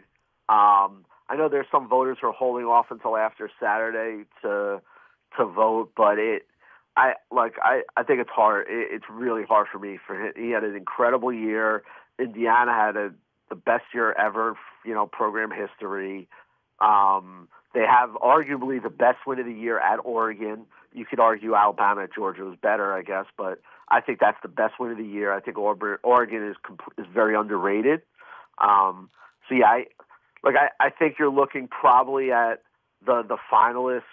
Obviously Mendoza. I think Jeremiah Love from Notre Dame. I think Ty Simpson from Alabama, and probably Pavia gets in as well. But I think Mendoza is the runaway winner. You mentioned just a minute ago kind of Bama in that conference championship game, and if they get blown out, you see them a world where they miss the playoffs. Do you think a team, may say like a BYU, where they're going into their conference championship, where they are kind of projected to be in the playoffs right now, do you think those conference championship games should be weighed in as heavily if a team like BYU, if a team like Bama loses and they could potentially miss the playoffs? Yeah, it's definitely possible. I'm very I think what hurts, I don't think it's just Bama losing bad today that hurts them. It's the fact that for a month now they've played poorly. They barely beat South Carolina. They were fortunate to beat Auburn. They lose to Oklahoma. Like, they have not played well for like a month now. So if you continue that and you lose poorly today, I really could see the committee dropping them. I do. Like, I don't. If Alabama gets beaten up bad today, I just don't see an argument for them over Notre Dame and Miami. Like, we have to use common sense. Like, Notre Dame and Miami are both better teams right now. There's to me, it's not even a question. But we got to see what happens today. You know, I mean, if Alabama loses a tough game, they'll probably stay in. You know, I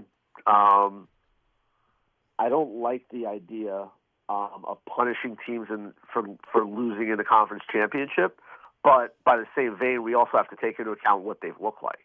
And the whole idea of this is to get the best teams. Now, we're not going to obviously have the 12 best teams because of the auto bids, and you're going to have, you know, obviously Tulane will be in there, and then either Virginia wins, they'll be in, or if Virginia loses, I think you'll probably see James Madison over Duke. So you obviously, those two teams aren't two of the best 12, but we have the auto bid. People like the idea of a Cinderella, but if Bama loses convincingly today, I don't see how you can take them over Notre Dame or Miami. Yeah, we have a big Texas fan sitting right here in Brendan. Any hope for them? He's still holding out hope for some reason that they're getting into this playoff. I don't see a world where they get in. What about you? Any hope for him? Any hope to give him? I think they're one of the 12 best teams. Now, that's my opinion. I think they're one of the 12 best teams. Do I think they're going to get in? No. They would. I think a few things just for hoping is hope. You hope Alabama gets crushed. You hope BYU loses. Those are, you know, and then you hope somehow the committee takes Texas over, you know, Notre Dame or Miami. But I think it's a major long shot. I don't see how they're going to leap those teams without a game today. But that to me is, you know, is probably the only hope, and it's slim. If Texas doesn't get in, do you think that those out-of-conference scheduling a good team in out-of-conference games, do you think that's going to stop happening? Do you think schools are going to start only scheduling, say, FCS teams and lower-tier teams so they can stack those wins? You know, it's a good question, but, like, I mean, Texas, you know, there's always talk of the Ohio State loss. Like, don't lose to Florida. Like, don't lose that game. You know, I mean, that Texas until really the last month or so was not very good. Now, I just love their overall talent. You know, and they've kind of, the Texas A&M win was impressive, and they've played well, but, like, I just think that's a cop-out because, you know, they lost to an Oklahoma team's offense has been a mess. They lost to a bad Florida team. Like, you know, I'm not sold that, you know, like, I don't think the old Ohio State loss, it hurts them. They lost by 7 at the number one, you know, 7 points week 1 at the number 1 team. That's not what hurts them. What hurts them is the 2 other losses. But, yeah, I mean, I can see teams doing it and saying, well, they're just basically counting losses because if Texas is going to say, well, if we had only 2 losses and we had the Texas A&M win, we'd be in. But I still think that's not the issue. But, yeah, I mean, teams probably will do it, you know. Yeah, so I'm in a bit of the minority here. Tonight, Ohio State, Indiana. I think Indiana is going to win, but everyone has been telling me Ohio State is going to blow them out of the water. What do you think about this game? You think Ohio State's going to just run away with this one, or I'm still holding out faith for Indiana. I think they win this one. No, I think the game means a lot more to Indiana. Mm-hmm. Think about it. They've never played in the Big Ten championship. They've never won a Big Ten title. They got crushed by Ohio State last year. Meanwhile, this is kind of what Ohio State expects. They're in this game every year. I do think both teams are going to play it to win. I mean, they're both going to get buys, and the winner, both teams are going to have a month off or so. So there's no reason to hold back. I just think the game means a lot more. Think about it. It's in its state. You're going to have a ton of Indiana fans. to me, it means this game means a whole lot more to Indiana. I'm not saying they're going to win, but I would be shocked if it's not a close game. I think that is all the questions we have for you. Thank you so much for your time and for answering our questions today. My pleasure, guys. Have a good day, all right? Thank you. You too. Thank you. All right. That was Zach Braziller, a New York Post sports writer, a fantastic college sports writer for the Post. We're going to continue with a little more college football here. We'll go ahead and jump into these conference championships a little bit and take a look at that bracket. I guess we'll start with the bracket as of right now, going into these games today. You have Ohio State at 1, Indiana at 2, Georgia 3, Tech 4. I think those are pretty much locked in. Yeah. Yeah. Yeah, those are going to be the top. You think Tech loses? Yeah, I was going to say, I don't know about Tech. No, I think those top 3 are locked. Who would slide in, though? I think if Tech loses, I think they still make it. No, I'm saying make it, but but I don't think they're going to be not in the top 4. So, so you're talking about locked into the tournament. I'm talking about just make it. Oh, those 4 are locked into the tournament. Okay. Oregon, the Ole playoff, Miss. whatever. Oregon 5, Ole Miss 6. I think they're locked. They don't play today.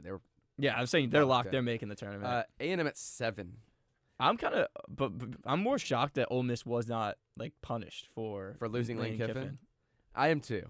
I thought because in the thing, the writing, it says losing players due to them transferring or sitting out, that should affect their ranking. You look at a few years ago, that Florida State team, Jordan Travis gets hurt, and Florida misses the playoffs as undefeated ACC champion. I would argue that Lane Kiffin is at least just as important to this Ole Miss team as Jordan Travis was to that Florida State team. Yeah, I'm just so surprised that unless they really believe in the new coach and the talent on the team. But Lane Kiffin is it's just so weird when you have a coach he's with their 1 play foot out caller the door. there, right? He's what? He's their play caller. I'm pretty sure. Yeah. It's that is, you're losing not only your head coach but your play caller. And they're giving it the head coaching role to the DC who then they the made OC it permanent. Left with him. Their defense this season has been average. Nothing insane. They've been very average, which is why it's kind of crazy that they didn't try. I didn't think they'd miss it, but still having them 6. I think that I would have take them out. I don't want to. I can't take them out I don't because think the season they had. But I'm dropping them to 9 or 10. That's what I'm saying. I think them being at 6 is still kind of crazy. I'm dropping them to 9 or 10, and I'm giving teams that play today a very good chance to make it over them. But yeah, because that side, looking at the bracket right now, I would want to be the 2. The Notre Dame, A&M. Oh, I would love to be the 2. Yeah. I mean, you have Georgia, Ole Miss over there, but I think Notre Dame are frauds personally. That's it. And then who would be who's the empty Notre spot? Dame Right now? are It'd be the it'd be classic Tulane. Tulane is going to be Cinderella. 1. Yeah. And that And it could 12 be seed is BYU. either going to be, in my opinion, Virginia or JMU. Yeah. Yeah, I don't, and I mean Ohio State would have to go through I think BYU misses. the Tech. You don't want to be 4. You don't want to play you're gonna have Oregon. You can't lose twice the same team as to make it. You're right about that. That's just not. Especially if they get blown out. Yeah. Which I think they might. I think they will too. BYU. Wait, what's it? I mean, they did not look good when they played Tech earlier this season. You got the ball right now. Is it Scoreless still? Scoreless Yeah. still? Okay. 6 minutes in. How much they lost 29-7. Yeah, that was not a good loss. I mean, Did that game was just pure BYU domination. Have any by Tech. really good? I mean, they beat Arizona. Who did Tech lose to their 1 loss? Oh my God. It wasn't like a top team. ASU. Okay. Who was barely ranked. I mean they flirted around that 20 to 25 spot all they year. still had Sam Levitt though. Then pretty sure he got hurt. But no Scataboo. True. No scat. No scat. That's You see, he was the captain for them for the Arizona game. Is he rolling up to the crowd on his little wheelchair? I love that guy. They should have beat Texas last year. No, they should not. He owns Texas. Okay. Yeah, he actually kind of did. He would have 300 all-purpose yards, a touchdown pass. He would go over to the sideline, puke from the concussion he suffered probably in the second quarter, throw his helmet back on, and then go and ram his head into someone. That's right a afterwards. big problem with college football, though. They actually need to do better there. What, You with the can't player- be playing with player health? yeah. Nah, let him play. He's got. I feel like it's just scat that I've seen. Well, he's also That's his way of playing, though. that is he But would. I think especially in college, you just can't. Yeah, but he's not there for academics. You see what the people that leaked this paper? yeah. It's like, wow. This he took how many years of schooling? I don't know. Well, but going back to this, my sister had a class at Rutgers with Ray Rice Oh, real? because he came back. Shout out, not really shout out Ray Rice, but another RBU, Ray Rice, good. Rutgers. RBU. But having a class with him, she was just like, wow, sure. Just back in school. That's gonna be Scadbo in 20 years. Back at ASU, partying. God, a legend. ASU legend, actually. Where were we before that? Oh, talking about the bracket. Okay. Yeah. And Tech's loss. Yes. Yeah. Okay. That's Tech's loss. I would not want to be in their spot. Playing Oregon second round. No. I don't see either. Especially if Oregon gets somewhat healthy over the next month. Oregon Loki's. I don't see either Tulane, Virginia, or JMU making any noise. I think and someone could winning a upset game. Ole Miss. I think that could. Well, depends on who they draw. Wait, is Tulane taking the 11 or the 12? Probably the. Well, I guess I. Why aren't they BYU on would this take year? I the imagine 11. if Virginia wins, they take the 11. If Virginia loses, Tulane takes the 11. JMU takes the 12. But That's then how I would. if Virginia wins and then the last two spots, no matter what, don't they go to Who would you Tulane and rather- Virginia? If Virginia wins, Tulane and Virginia. because only two spots open right now, right? Yep, and you have. So Only 11 if and 12. Virginia You'll wins, have- they're getting 11. You'll have a conference winner, well, actually, Bama kind of owns Georgia, but SEC champion. Oh, I forgot Tulane's not a conference winner. That's fair. They are. No, they are. They won last so night. AAC. Oh, but that's not one of the locks to get in. No. Mm, It's usually convincing. it's It's yeah. it's like the Unspoken. arguably the best group of five. So what I'm conference. saying is, if Virginia wins, then the last two spots are Tulane and Virginia.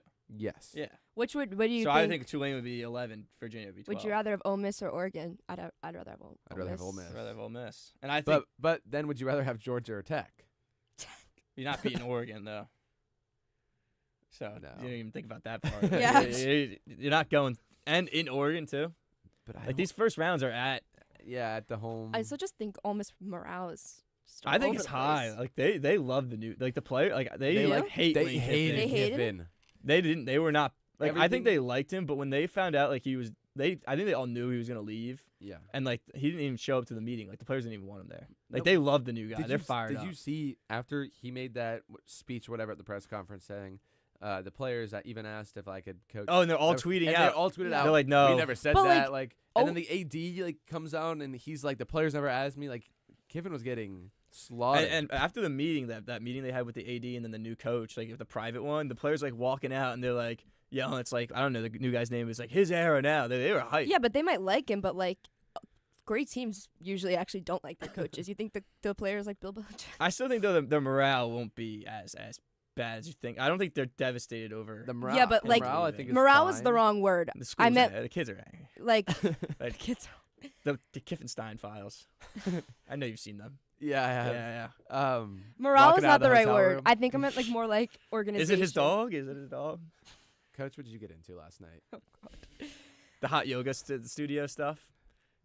I actually haven't seen that one. Wow. You know that Lane Kiffin goes to hot yoga and now they're even leaking stuff. All Not, right. not shocked. Big yoga guy. Who, you or him? Nah, come on, not me. Morale was not the right word. More like on-field organization and Yeah. just to have a disruption like that. You might like the guy, but it's gonna disrupt your. I mean, realistically, is stuff. anyone winning the championship but Ohio State? No. No. No. No. I don't see anyone else competing.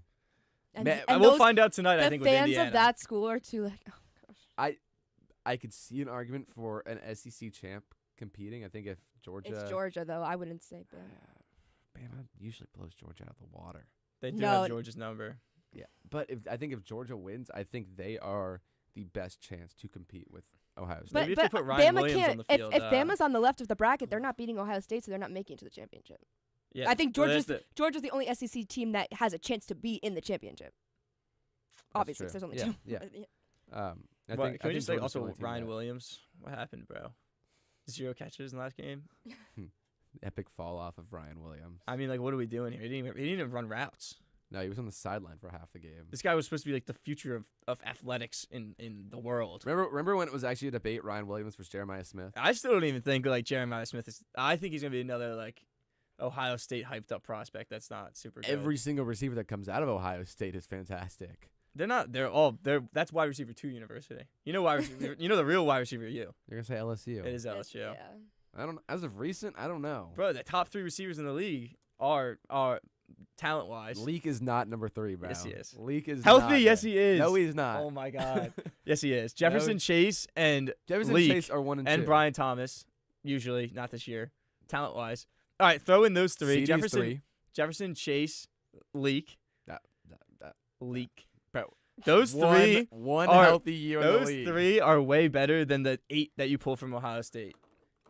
No. Well, yeah, but Ohio State has so many more. That's a Yeah, thing. but I'm saying, I mean, like Garrett Wilson, JSN. Yeah, but like low-key Emeka quantity Egbuka, over or Marv. quality over. All right, but Marv, like Marv is a good receiver. he's good, but I'm He's saying that how underutilized. talented the LSU guys. There's less of them, but they are so much better. Like I think they're substantially more talented.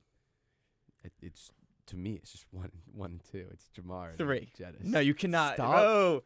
Chill. He would have chill had. on Leak, He would bro. have had 2,000 receiving yards this year if he didn't get hurt. He was at through 4 games. He was at 500. You gotta chill on Leak. No, he's best receiver in the league. Have you been following him on TikTok lately? This guy's He's the best no TikTok. Malik Neighbors is going to be the best receiver in the league next year. Not if you guys draft, especially not if you guys draft another receiver like you said. Bro, he's still getting the ball.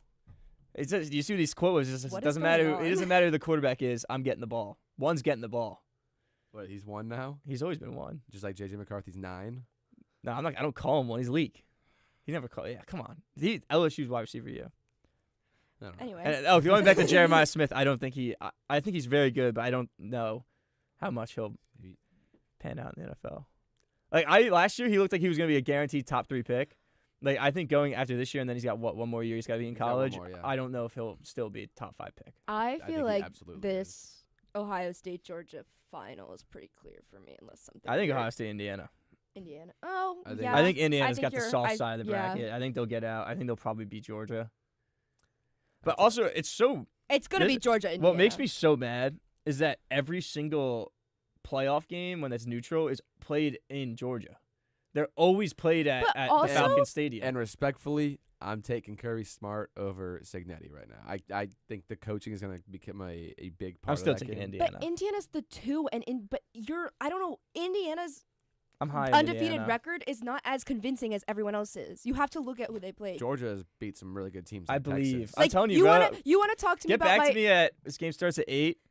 You'll hear from me at 12 o'clock when Indiana wins. But you want to talk to me about the Patriots having an easy schedule, so they're not that good.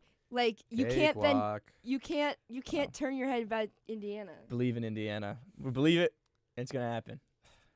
You're gonna see me tonight, 12:30. I know I'm gonna get a text on. Ohio State is going to win tonight and probably the Natty, and Georgia's going to be the closest competition they have. But that is all from us talking football. We've done NFL. We just did college football with a lot of college football playoff implications on the line today. We're going to take a short break, and on the other side of that break, it's time for basketball, the Knicks. We will be right back.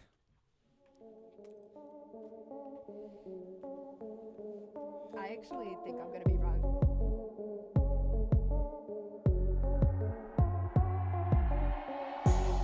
I'm Isabella Terracini. And I'm Barrett Spreitzer. We're 2 of your hosts for College Gridiron, the exclusive home for all things college football on WFUV Sports. Join us as we break down the biggest matchups of the week, Heisman hopefuls, and college football playoff previews. Listen in on Spotify, Apple Music, or wherever you listen to your podcasts.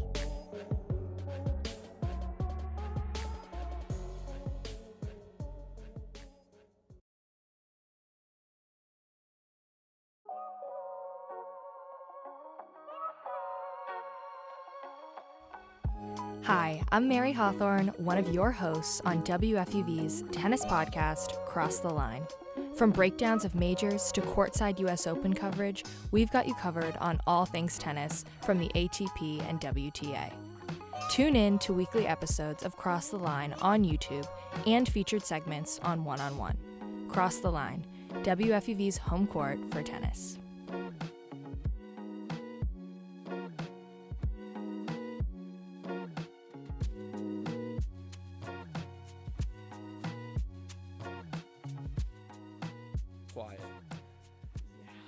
Welcome back in to One-on-One, New York's longest-running sports call-in show. Brendan Shorey here with Owen Kelty and Maggie Danahy, talking Knicks. If you want to call in, 718-817-2750. I'll repeat that, 718-817-2750. It's time to talk some basketball. We've done all the football that you can already, but the Knicks are sitting at 15 and seven now, second in the East. A team that is insane at home. Oh yeah, can't win on the road. No, can't win on the road. But catch us at home. You know what matters. Catch us at the Garden. Then you're not beating us. So that's all that matters. I'll go ahead and toss this one to Owen, our Knicks beat reporter who's on the show today. Gabby Price is in the back, another one of our most famous Knicks beat reporter. She is a very famous Knicks beat reporter for WFUV, but Owen is on the show, so I'll toss it to him right now, Nick. The Knicks. Yeah. I mean, last night put up 146 points. I know it's the Utah Jazz, but that's now the 12th time the Knicks have scored over 130 points this year. One off the franchise record, which is 13 points, or 13 times. And how many games are left? Yeah. Yeah. A lot. Someone math. Don't do the math. Don't do the math. I'm gonna do math. Well, no, we're one 15 quarter of the way. 15 plus 7. That's 22. 22. There's 82 games in the season. Yeah, we're one. So that means there's 60 games games left. So they only need This team is a wagon. Math. Last night they scored 47 points in the third quarter, which is a franchise record, most points scored in a quarter. many? 47. Okay. Not 67. No, it's not. But you know how many points they scored in the first quarter? 41. 41. But no, also that was Knicks went out to a 23-run to start the game last night. Also a franchise record for a run to start the game. So a lot of records broken last night. At that point, as the other team, are you already throwing? This is why throwing Ace the towel Bailey in? threw a tantrum when he got drafted to the Jazz. Down 23-0 in the first quarter. I'm walking to the locker room. It kind of was very similar to Game 6 versus Celtics last year because the Knicks' biggest lead in that game was 41. The biggest lead in this game was 41. So it's a sign. It all comes back to the meme. Anyway, 41. But the Knicks at home have been unstoppable. The Mike Brown offense has changed my life. Because last night the Knicks ran out the starting lineup that every Knicks fan hated, despised. It was abysmal last year. It was Brunson, Mikal, Josh, OG, Cat. The lineup stunk last year. It was awful. Played no defense. And then last night it worked. They scored 146 points. So the Mike Brown offense, cinema. I mean, it's just it's amazing to watch. Little problem with this team, I think, that I've noticed so far. I think a lot of people I've seen is like they go on these runs, start the game, and then like first these bad teams, it's fine. They kind of let their foot off the gas. I mean, Maggie watched the game. Then the Celtics game, Knicks were up 15 early in the game, 16 points earlier in the game. By the end of by halftime, the Celtics were up, I think, 5, 6, 10, something like that. Yeah, it was bad. Like my dad was like, "I'm turning this off." Yeah, it was like the Knicks were dominating, and then all of a sudden you look up and the Celtics were up 3 10 or 4.5, and then they were up by 20. But how many people did Jaylen Brown rub his hair off onto? No one in that game. Dropped 41 though. He Jaylen Brown another had 41. Another 41. Jaylen Brown was. And then they got on Twitch ridiculous. afterwards, and he was like BTA, and it's like he won by 6. So But that really wasn't. when you have 41 points, like true. You personally went that also BTA. I think was one of Mikal Bridges' best games as a Knick, and it was wasted. I think he was. Mikal Bridges had. I think he had more. He was 9 of 12 from 3. I think. Find that game. Yeah, he was. That's pretty good. No, Mikal Bridges. It was Jalen Brunson versus Mikal Bridges. Brunson was terrible. I mean. Brown versus Bridges. Yeah, he had 35 points in 34 minutes. Yeah. 12 of 17 shooting, 8 of 12 from 3.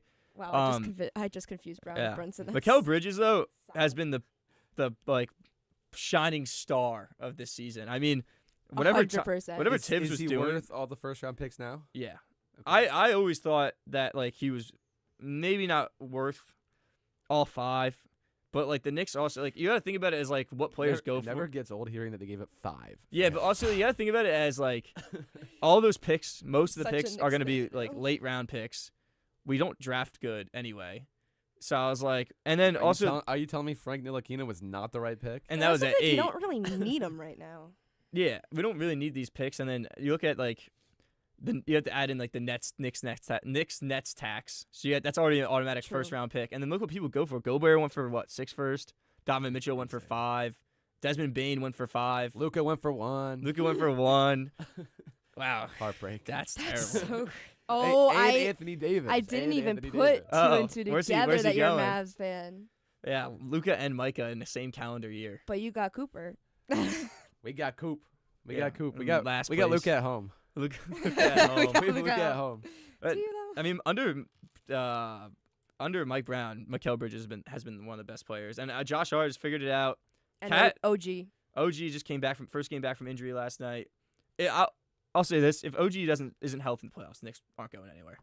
If they don't have OG and Anunoby, He's such an underrated player. Down the stretch, like this team is nothing without him. He's probably, I think he's one of the top 10 defender in the league. 100%. Arguably, you could argue he's And he can near the guard top any 5. position. He can guard 1 through 5. And he's so underrated in my opinion. Because you could throw him on he struggles against guys, but you throw him against Maxey and then you throw him against Giannis, and you trust that he will do his best. That's two. And he can guard both of them equally as good. And he's the LeBron of 3-and-D players.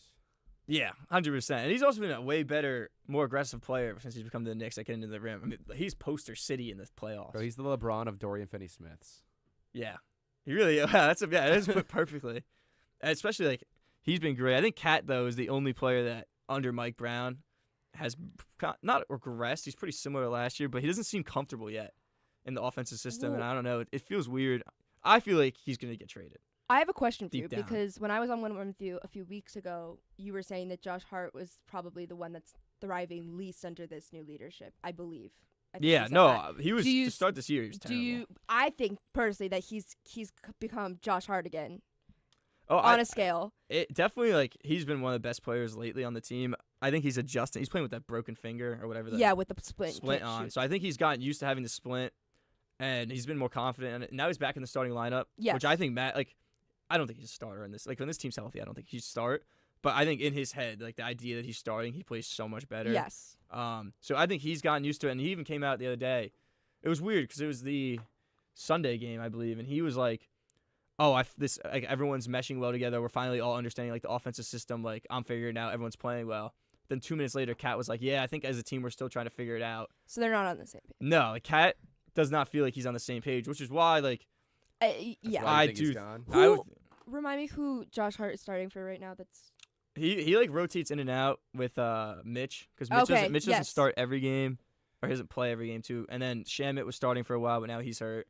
And then they throw Deuce in there every once in a while. My favorite part Deuce of this Knicks team is when I'm scrolling in my bed and I see a TikTok of Mitchell Robinson singing his heart out to some country song while standing on the bed of his truck. Oh, with Mitchell a huge American Robinson flag. kills me. Mitchell Robinson's Christmas. I need to see. Oh, he already posted. What's his free throw percentage this year? Every single it's comment.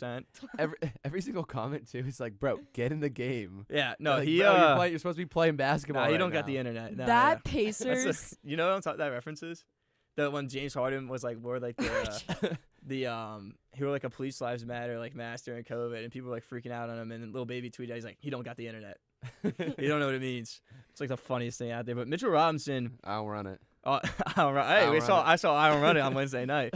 But I mean, Mitch, his Christmas list last year, it was one of them was get healthy by Christmas, and then immediately under it was purple AK-47, and I was like, yeah, that's my center. 1A, 1B. He's it was camo pants, be ready by Christmas, mini horse, and an AK. And I was like, that's him. This year, his wish is to find a wife. Actually? Yeah, he tweeted it. He put it on Facebook. He's a big Facebook guy. And he's This private. one- He's this private, man though, on kills me. everything. My favorite part of that Pacers Knicks series, which I do genuinely think was one of the best series in recent time. That was a great terrible series. And it ended poorly for you, but it was a good series. It was a nightmare. There's so many moments, but the Mitchell Robinson to the free throw strategy just Oh yeah, his Knicks Celtics killed one and his me. Pacers. Well, Yeah, I mean he hasn't qualified yet for the worst free throw shooting percentage of all time. I think he and needs he just gave. He didn't even Once try. he qualifies? once he qualifies, it'll be the worst. He's shooting 13% right now. I thought you were kidding when you said 12%. He's shooting 12-13% from free throw. I thought you were It's kidding. 14 attempts though. But that's crazy because our What team's is not trying to that, get him 2 to of the 14? line. His yeah, 'Cause teams do try. The Celtics do it more than most people, but Yeah. he's been. I think his career high is when he first got in the league, he was shooting 50%, and it's What only gotten worse. happened? Did he what's But guess who holds the record for Pocket highest field goal percentage in a season? Jalen Brunson? Mitchell Mitchell Robinson. Robinson. Oh. On Dunks only. straight dunks, yeah. A Knicks account posted his shot chart for his entire career, and he has 3 shots ever outside the paint. All air balls. Update. Were they still from mid-range? They were like just outside the paint. Okay. Off topic. Sorry, BYU just scored a touchdown. 7-0. That's not good for you. It's not good for me. Texas. Need BYU to lose. You're not getting in. Yeah, we are. No, we're not. No, you're not. CFP is gonna hate us. Yeah, they hate Arch Manning. But I mean the Knicks. I don't know. I think it's a good start to the year. I think they're still figuring it out defensively. I mean, I want them to go get Giannis. Oh, and my I'll like gosh. trade You're not anyone getting for him. Giannis. You have to leave your whole team is going if you get Giannis. Nah, He said he's okay seeing Cat go. It's not just Cat. I would trade Cat and OG for Giannis. That's not enough. Both?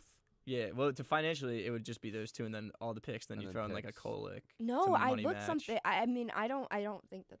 Because they can't trade Mikal. But yeah, like financially, they're not legally allowed to trade Mikal. Financially, it would make sense, but the Bucks are not. What? Why are you like laughing like that? They're not legally allowed to. Because he signed his The extension. Bucks are not in taking. July, The so Bucks he's are not not eligible to be taking that. traded. They're not taking that trade. The only way Giannis comes to Never. New York is if he forces his way.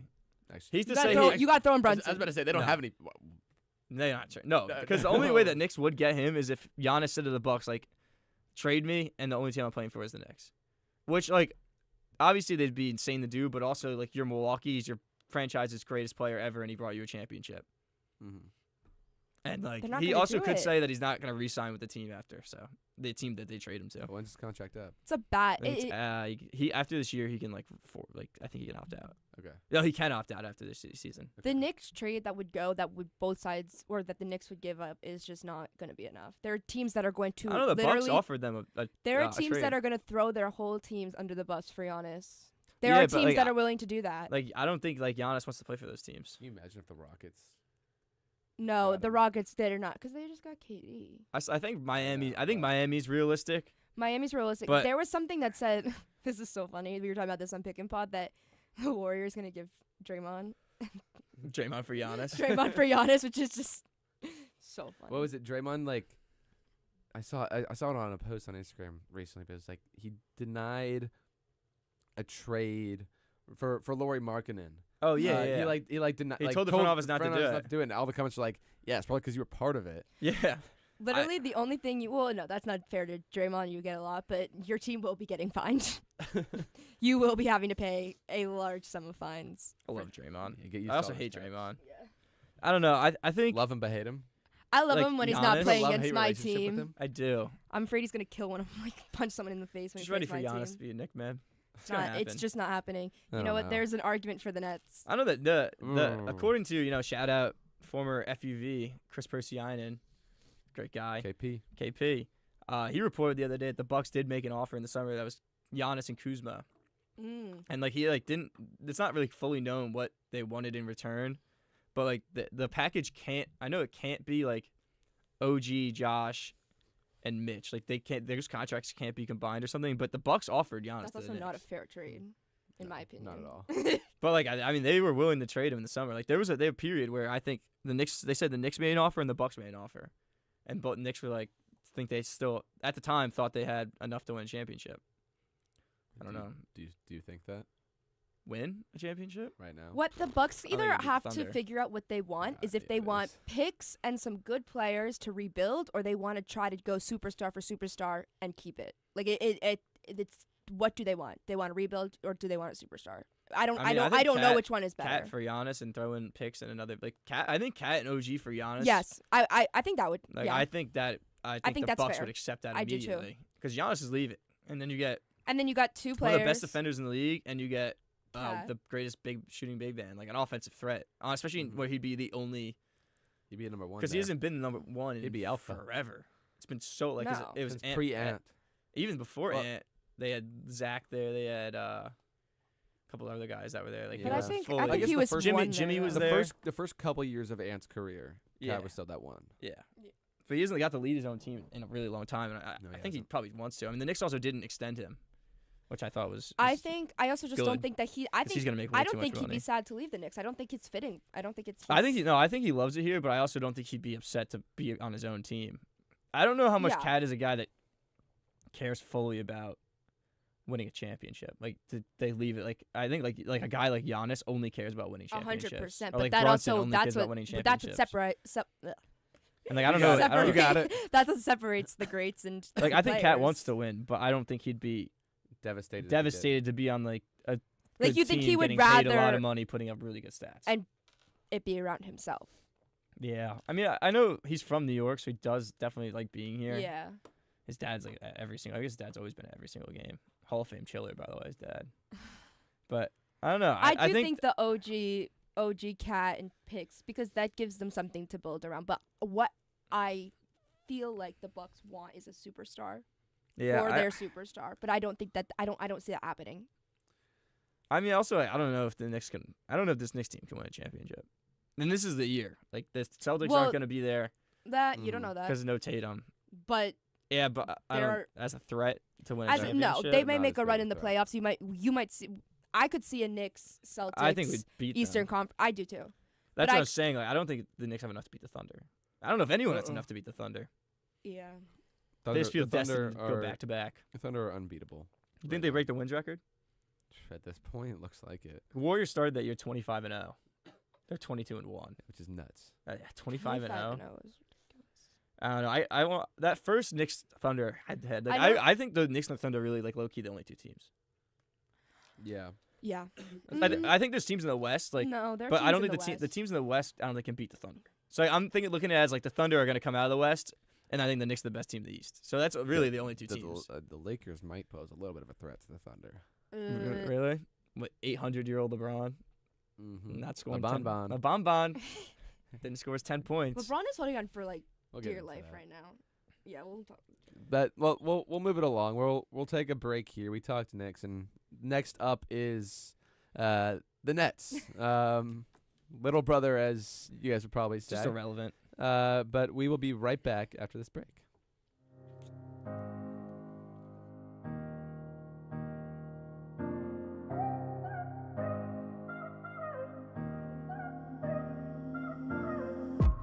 Hey, what's up? It's Owen Kelty, one of WFUV Sports' New York Knicks beat reporters. Jalen Brunson and the New York Knicks look to dominate the East and bring a championship back to New York. Keep up all season long on my X account at Owen Kelty for all the highs and lows of New York Knicks basketball. WFUV Sports is your home for all things Knicks.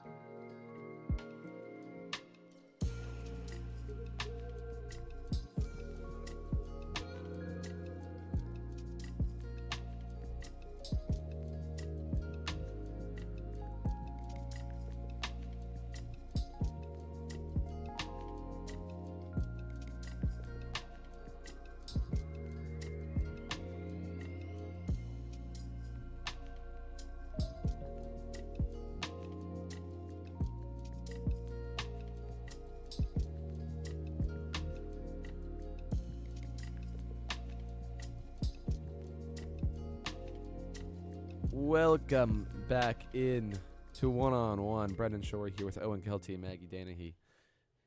Time to talk the Brooklyn Nets. And there's a few different places you can go with this. Before we do that, if you want to call in, 718-817-2750. I'll say it one more time. 718-817-2750. The Nets are young. You could say that. They have some promise for the future. Sure. Yep. Maybe 5 years from now. 20. Obviously, They have no future. For our listeners, you're not going to get any Nets propaganda. You get some. I can throw here. some propaganda out there. Go ahead. I'm going to put you on the spot. Mr. Knicks. Noah Clowney's been very good this year. He's taking a big leap. Danny Wolf. Yeah, I mean, Danny Wolf does look good. Noah Klein's had a 30-point game. He's been a very good shooter. Cam Thomas averaging 21 points per game. He's out like every other day. Michael, don't swing the rock, Porter Jr. I just feel like there's so many That's their people team. on this team. There's so many like players that actually like get minutes. Like there's like a 20-man rotation. Yeah, as a Knicks fan, that's probably foreign to you. It is. Like this year we Very won. foreign. I just like the rookies don't play enough. I agree. Like who's the 8th pick? And if you it was ask Charlotte, right? if you ask a Jamin? Nets fan, they'll rave about their rookies. But like none of Don't them call Chris Carino. like Yegor is Or averaging Kurt. 8, 3, and 3. like what like No, but nobody's really good. in 20 minutes. Like why Also- is he playing 22 minutes? They're 5 and 800, and the rookie is playing 22 minutes. 5 and 17. The team nice. that the Knicks just scored 146 points on, the Nets lost to them by 13. I mean, the Knicks also For beat them reference. by like 40. So I don't know. I Little brother. don't get like what the goal here is of this season. They're Let's 30th. rebuild. They're 30th. But they're not. No, but playing they the have young MP. guys. They've got MPJ. Why are you trying to rebuild? Like you, Well, he's your franchise player now. Well, He's Right. not the franchise But- player. like he's. What? Cam Thomas is? No, they don't have one. A franchise think player the- is somebody that like MPJ's been all over. The biggest mistake they made was making all 5 first-round picks. And how many of them were guards? 3, 4? 4, all but Denny Wolf. I think so.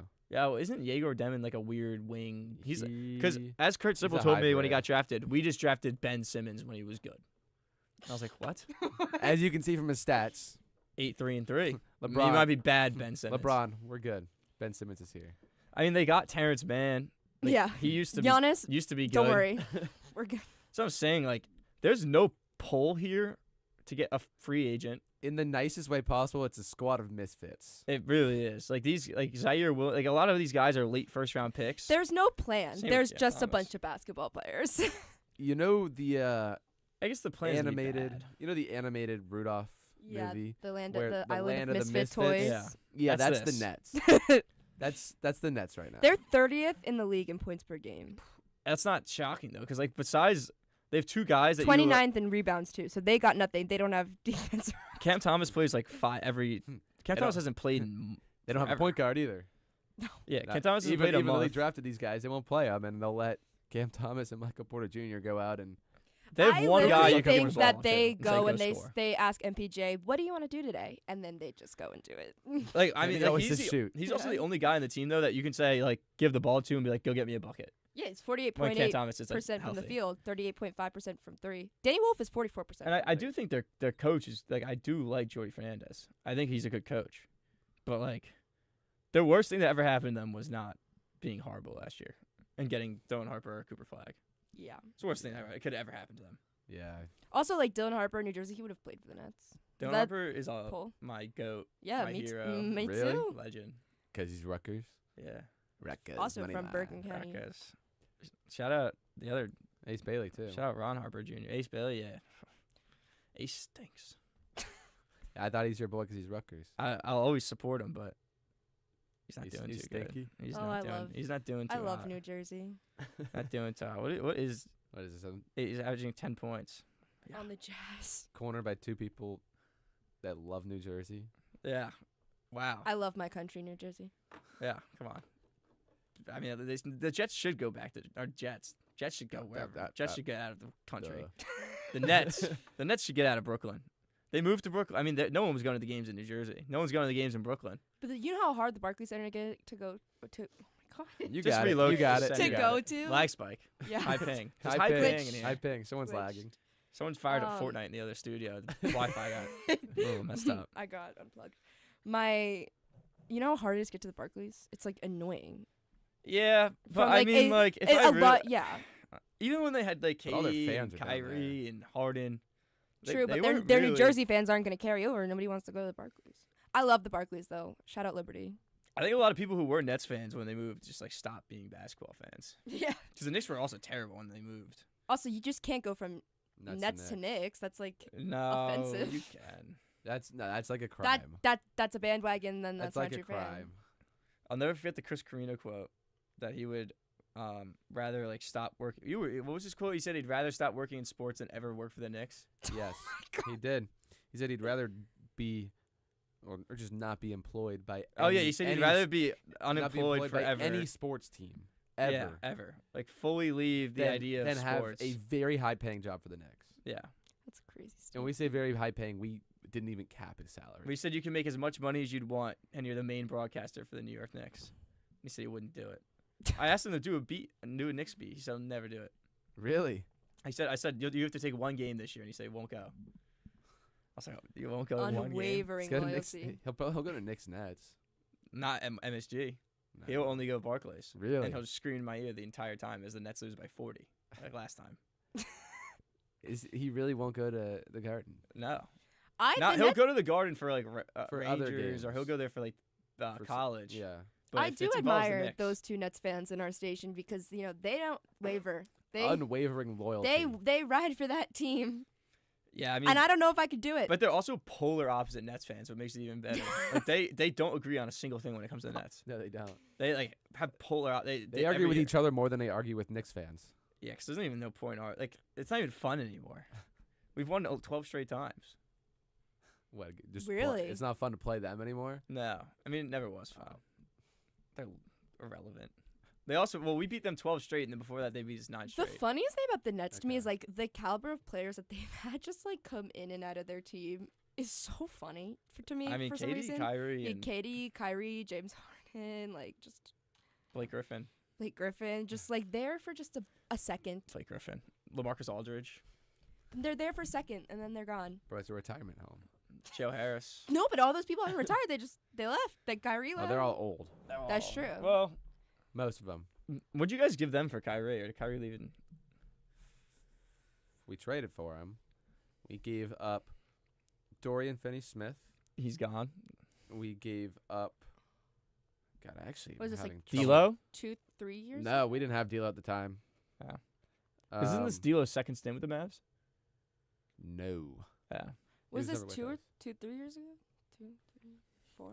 This would because be Kyrie's third year on the team. This year is his third year on the Mavs. Yeah, because Spencer Dinwiddie, Dorian Finney-Smith. Fun fact, Dan Stat. An unprotected 2029, and then a 2027 and 2029 second.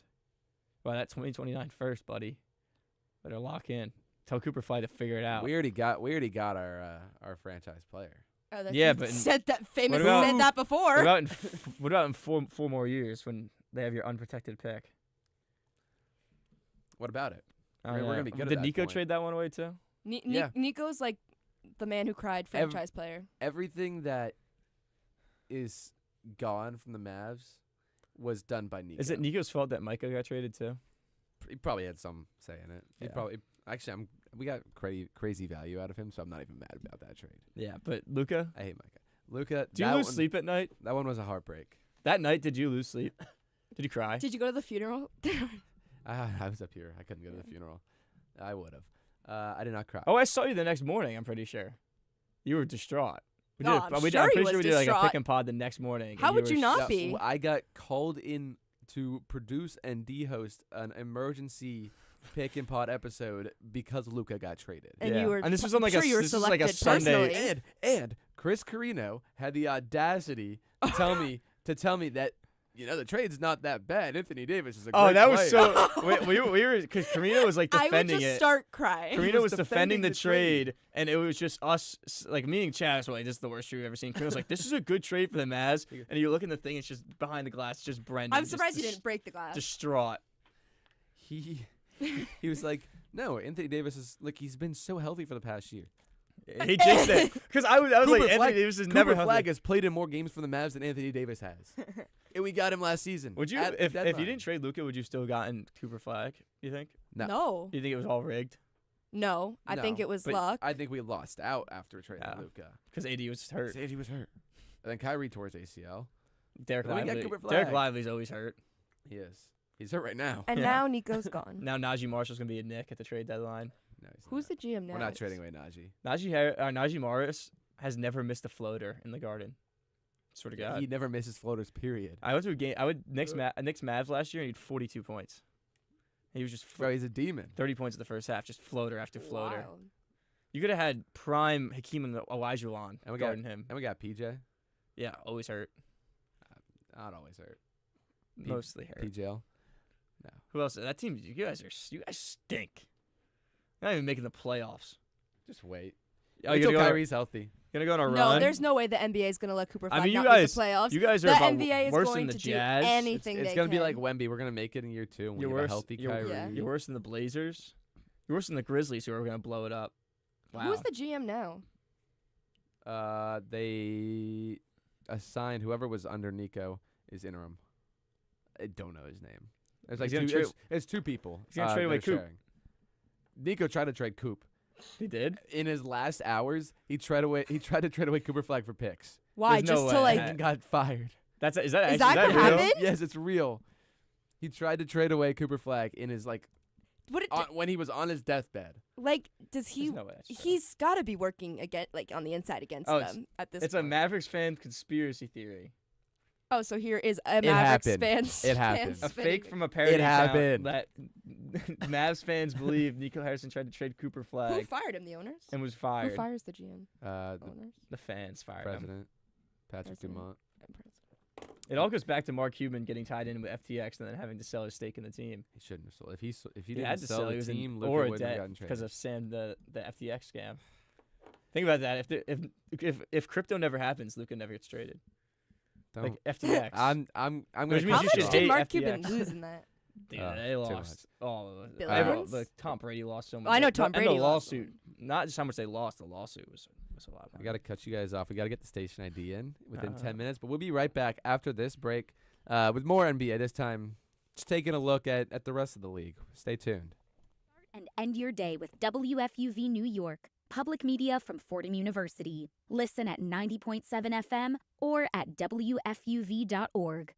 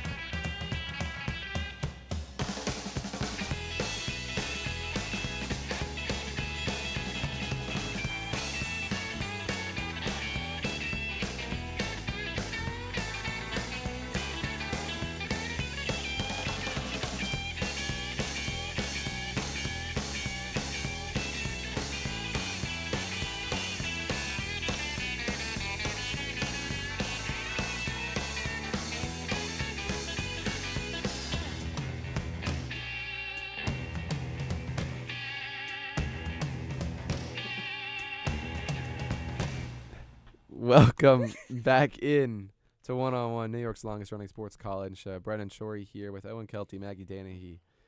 If you want to call in, 718-817-2750, 718-817-2750. There's a lot of news around the NBA, and I'll start with a very special date, January 5th, 2007. The first game of LeBron James's 1,297 game streak of scoring double-digit points. He lost that streak, unfortunately. Well, dude, what do you think about the people who are like, oh, we already lost it in the playoffs? Because he has multiple playoff games with under 10 points. They're right. That's true. But then the streak did continue. If you want to go on a technicality. It's technicality. Yeah. We're going on You technicality. got to say regular season Rest in streak. peace. Regular season streak. LeBron streak. He's going to still get the longest 8-point streak going. Is this a sign that yeah, this is it. I think this is it. this might be time to? You know, I'll say this too, is it couldn't have actually happened in a more fitting way, I think. What, him getting the pat assist? Making the right play. I think he knew because the game goes to overtime. It was tied. So he misses the shot. He gets the record in overtime. He makes a shot, and he gets to be like, oh, I'm just the best teammate ever. That's true. Guy's an egomaniac. But the He's city, still the GOAT. The city of Toronto suffered 2 losses recently to an LA team with the dagger coming from a Japanese-born player, Rui Hachimura. Wow, and Yamamoto. Yeah, and Ohtani was pretty good too. Ohtani, Yeah. and You know, it's I mean, and LeBron lives in every Raptors fan's nightmares. yeah, he does. Yeah. So I guess actually it's fitting that it actually is kind of fitting that his streak ended versus the Raptors after all those years of LeBronto. Like he just destroyed their lives for the entire I can never say his last name. DeRozan and Kyle era. Kyle Lowry. Lowry. You got it. You got it. Kyle Lowry. I don't know. I can't say his last name. But yeah, I mean he destroyed that window, and now they ended his streak. But I think this is it. You know, if a player ever wants to get to where LeBron was at in that streak, the most likely would be Shea, however you want to say it. And But no one is going to play as long as LeBron has played. He would have to play every single game through the 2041 season. He's already pretty old. if he wants to catch that. No, he's not. He's like 26. I think he's 24. There's no way he's 24. We're all looking it up right now. 27. 27. wow. Yeah. He is old. Yeah. I know. Everyone jacks that he's like one of the best young Was players he in the traded in league. the same year as Because he was the same. JT? He was the 2018 draft, I think. Yeah. He was in the he's same draft as Luka. I'm That's pretty Kevin sure. Knox year. Fortnite. Fortnite suit. Yeah. And then he Showtime. also didn't even really play when he was with the Clippers. Like, he Year never really got after, like too. a chance. I don't know. I mean, no one's breaking any of LeBron's records, but this feels like it's it. playing that long and investing $5 million a year. This has in got to be their it. Quite the body. endurance. Quite the endurance on that body. Oh, come on. What? I don't know. It made me uncomfortable. But you think he'd be like spontaneously retired at the end of the year? Or he's gonna want the farewell. He wants a tour? farewell tour. Yeah, but if Bro, he can play with Bryce. He can play with Bryce. But he teased also it for the last in his head though, like, 5 years. he doesn't want to go out. He can't go out sad. Like if this is how he's playing right now, like imagine next year. What do you mean if this is how he's playing now? He's averaging like 12 points a game. LeBron James, you think wants to be averaging He's 12 hurt. points in the NBA? Bro, he's taking a back seat. He's not playing as distributing the much. ball.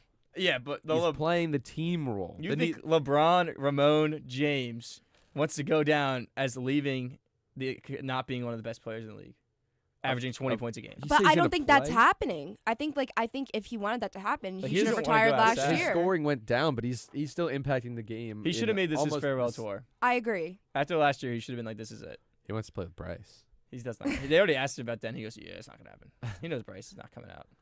No. Melo though, Kai and Anthony. It's the future of basketball. Oh yeah. Yeah, That's the future. big upset the other night, Syracuse. Okay, that's true. We'll shift a little bit. We're winners. We already kind of mentioned Giannis demanding or asking for a Letting it be trade. known. We mentioned that earlier when we were talking Knicks because that's where he hinted. Well, he said That's where he said he wanted to go in He the said he summer. wanted to go. No, he in said he the wanted to go there to in New the summer. York. No, he said he wanted to play for the Knicks. No, he didn't. That's every report. He said he wanted to play for New York. Maggie, he's not going to the Nets. I'll also tell you that much. He said he wanted to play in New York. That means the Knicks. New York Knicks, Brooklyn Nets. One team's in New York, one team's in Brooklyn. Another team. So where are we? We're in the Bronx. BX Belt. If you want to go play for Fordham, he would say I want to play in the Bronx. Another guy to talk about, Maggie mentioned Chris Paul. CP3. I am sorry that it was absolutely so disrespectful by the Clippers. Same old Clippers.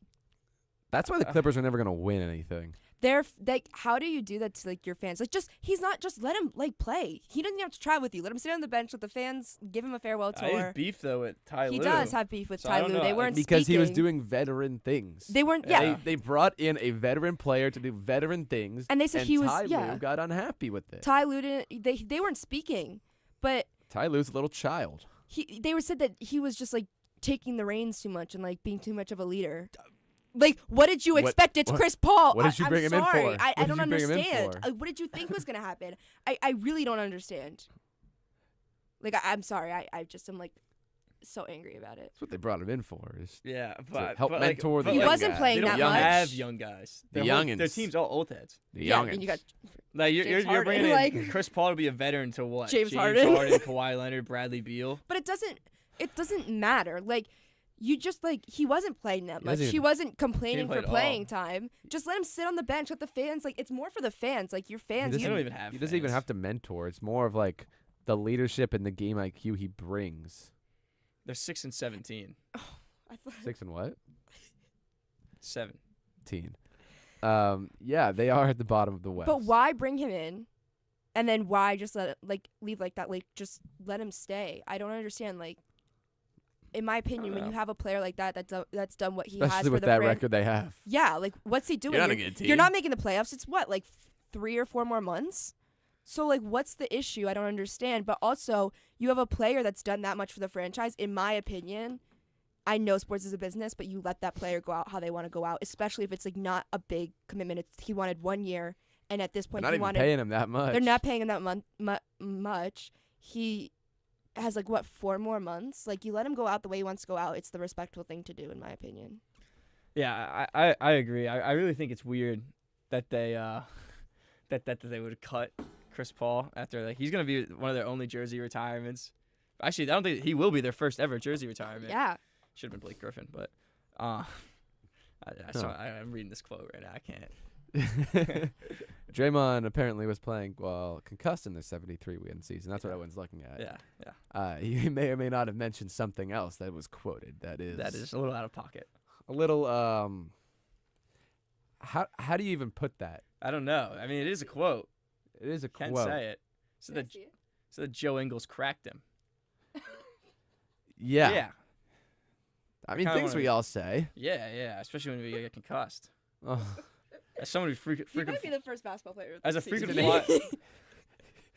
flyer of people who get concussions, I tell you. You have concussions? Wait, hold on, what? I probably had a couple. Undiagnosed. You ever seen? A lot of stuff is starting to make sense. Yeah. Huh. You see those videos? Where it's like normal people when they get athlete injuries. Oh yeah. It's like, I just tore my ACL. Doing what? Yeah. As a regular person, you cannot like tear your ACL. No. Like, what do you do in your life? Like, you just go to your office job with a torn ACL. Like, I tore my ACL. How'd you get it? I was playing a 65U tackle football. I fell down the stairs. Like, yeah, you can't. Bro, hang them up. Can't be getting hurt if you're not an athlete. No. I think that's just in general. The occasional. Actually, I don't even know how okay a concussion is. That's like the line. You're a saying concussion a couple. is the line. What are you talking about? How did you get here? your concussions? I just hit my head a lot.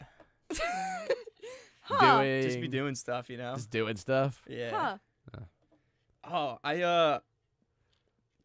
don't know. You got it. You could think. There was one like a couple of months ago, and I was like so convinced I had a concussion. Oh, I jumped. Never mind. We'll talk about that one later. Yeah. Off the show. Off the show. That's an off the show conversation. We'll bring it back to the NBA. We were talking about the Clippers and Chris Paul were talking. You know what's actually kind of crazy is The Thunder have the Clippers' first-round pick. Yeah. And it's looking like it's going to be a top 10 pick. See right now. And it's one of 2 top 10 picks that it looks like the Thunder are going to have, because guess who else's pick they have? The Jazz. Yeah, right now they have the 6th and 9th pick going into the lottery. They're building a 22 and 1 Thunder. And Atlanta has New Orleans pick. Yeah, which is currently the Derek Queen the trade. first overall pick. This Thunder team will be a dynasty New Orleans is primarily 3 and because 20. of their age of their team. Their team is young. Yeah, but the it doesn't really. I don't really know if it matters how young you are when the second apron monster comes for you. Yeah. Like once, it's going once to come. Chet's asking for money. Chet already got paid. Oh, yeah, it kicks in though in 2 years. So the second apron monster's coming for them in 2 years. Because Hartenstein, Shea's going to be making $9 billion. Shea's making a lot. Jalen Williams just got paid. And their new contracts aren't kicking in yet. Once those kick in, the second apron monster's coming. Someone might have to be gone from that team. It's going to be Hartenstein. Yeah, and probably after that, Chet. Yeah. But then, like, they're just going to constantly, if they're just going to be able to replace it with a top 5 pick in this draft, like, then they're just going to get a new guy on a rookie contract. I mean, thank you, Jazz, and thank you, Clippers. Yeah. Thank you. I mean, that's so far long ago. Was that 2019? The Clippers one? Yeah. Come on. No way in that 2026. That was the Shea trade. That's what I'm saying. Like, that was in 2019. Yeah. No way they thought in 2026 that this would be like, the Thunder would be a dynasty. Thunder knew. Somehow. Sam Presti's doing something. Like, in 2019, he traded for a 2026 first. So that was 7 years ago. So he's trading for an 11-year-old. How many, what were there, like 5 or 6 first-round picks in that trade? Yeah. They probably got like... Oh, boy. OKC also owns the Sixers pick this year. And Houston's pick. Yeah, but those ones are later first round. Yeah, and then Washington has OKC's pick. Okay, so they only have 4. They only have 4 first round picks. Yeah, they have 28, 18, 9, 6 right now. Awesome. Bro, no teams in this. I'm looking at Tankathon. No team owns their first round pick this year. Really? Like, if you go through it, like, Atlanta has New Orleans. OKC's Clippers, Utah. San Antonio's Atlanta's. Memphis is Phoenix. Atlanta is Cleveland. Charlotte has Orlando. Cleveland has San Antonio. OKC is Houston. And Washington is Oklahoma City. That makes it a fun game. Everyone's just been trading. And, you know, the worst part is they'll read it out as Phoenix. And it's just Memphis's pick the entire time. That's like Luka. He didn't get drafted by you guys. No, he didn't. He got drafted by the Hawks. Yeah. And then I didn't know that. And then traded. And then traded for Trae Young. And Cam Reddish. It was Trae Young and Cam Reddish for Luka. Huh.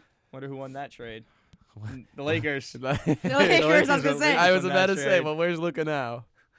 Not on my Mavs. No. You're going to make me cry on the show. One day, maybe he'll come back soon. Tribute. What if he doesn't extend That was with so them and sad. comes Like, back? he 'Cause really now didn't Nico's want to gone. leave either. Nico is gone. Nico's gone. He's a free agent, 2 years? Probably. I think he might. He loved it there. But he can't get that Supermax anymore. That's true. And he loved the fans. The fans He loved did. him. It was literally just Nico. The most messed up part about that trade was that they let him buy a house, like, right before. Right It also before. happened at like 12:30 at night. Do you remember the exact time? Through his. Were you up? I was up. I know where I was. I was watching. What was I watching? I think we were watching a movie in our living room. Oh God. And it was just straight texts, calls from home, calls from everyone I knew was contacting me. I was at Michelangelo's and I had to step outside. I me and my friend walked outside and we just stood in the sidewalk and we're like, wow. Yeah. That just happened. We thought it was fake. We thought Shams got hacked. Yeah, that's what I thought at first. That's why. Who tweeted?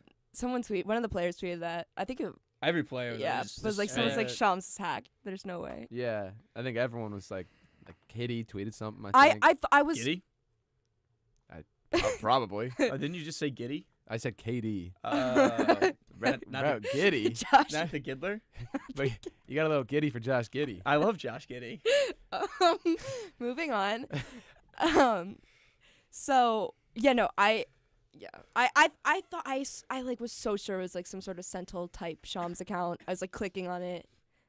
You know how now like everyone's verified on Twitter. I was like, there's gotta be like, there's just no way that this. When is he actually tweeted out, NBA this is. and then I saw the following, and I was like, yeah, it was just NBA Sentel. ESPN reaching out to him and being like, after he made the tweet, and they were like, "Is this real?" was kind of also like not even like he was the only one who knew. Yeah, and like obviously all the. I want to know like Shams just like contact book, like just like how he just knows everyone, knows everything, knows everyone, knows everything. That's gonna be all from us here though in the NBA segment. Did you have one last thing to say? I was gonna say he's like Littlefinger from Game of Thrones. I've never seen Game of Thrones. Only one. Have you seen Game of Thrones, Maggie? No. Littlefinger. Littlefinger. Okay. Oh, I gotta look this up. Actually. And Varys. Him and Woj were Varys and Littlefinger. I will get back to that on the other side of the break, but that's going to be all from us here talking basketball. When we come back, it's going to be Sam and Maggie leading us with a little bit of soccer, so stay tuned for that.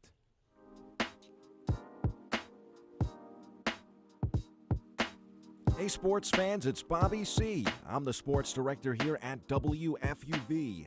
From live broadcasts of Fordham Athletics to coverage of all the professional sports teams in the NYC, we've got everything a sports fan could ask for. Like talking sports?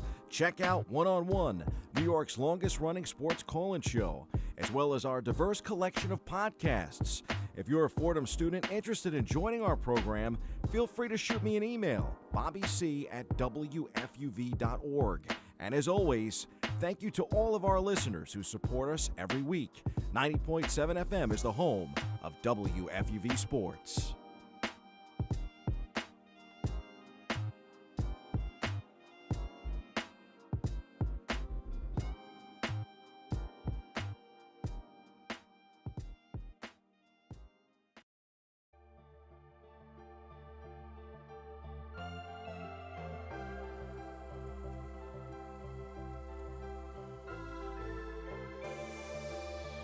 Hi, this is Mike Breen, WFUV class of 1983. WFUV is the flagship station of Fordham Athletics with live coverage of Fordham football, Fordham men's and women's basketball, in addition to Saturday one-on-one. Stay right here on 90.7 FM for all things WFUV Sports.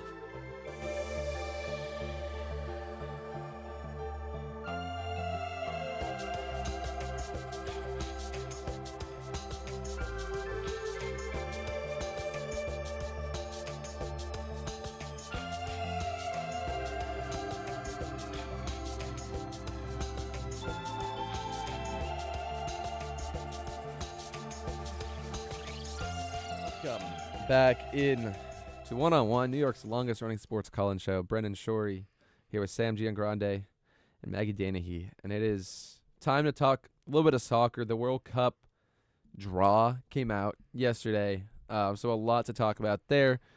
Before we get into that, if you want to call in, if you have any questions, any comments, if you disagree with us, 718-817-2750. Please call in, 718-817-2750. Now that we got that out of the way, I'm going to toss it to you guys. You guys are our soccer guys here.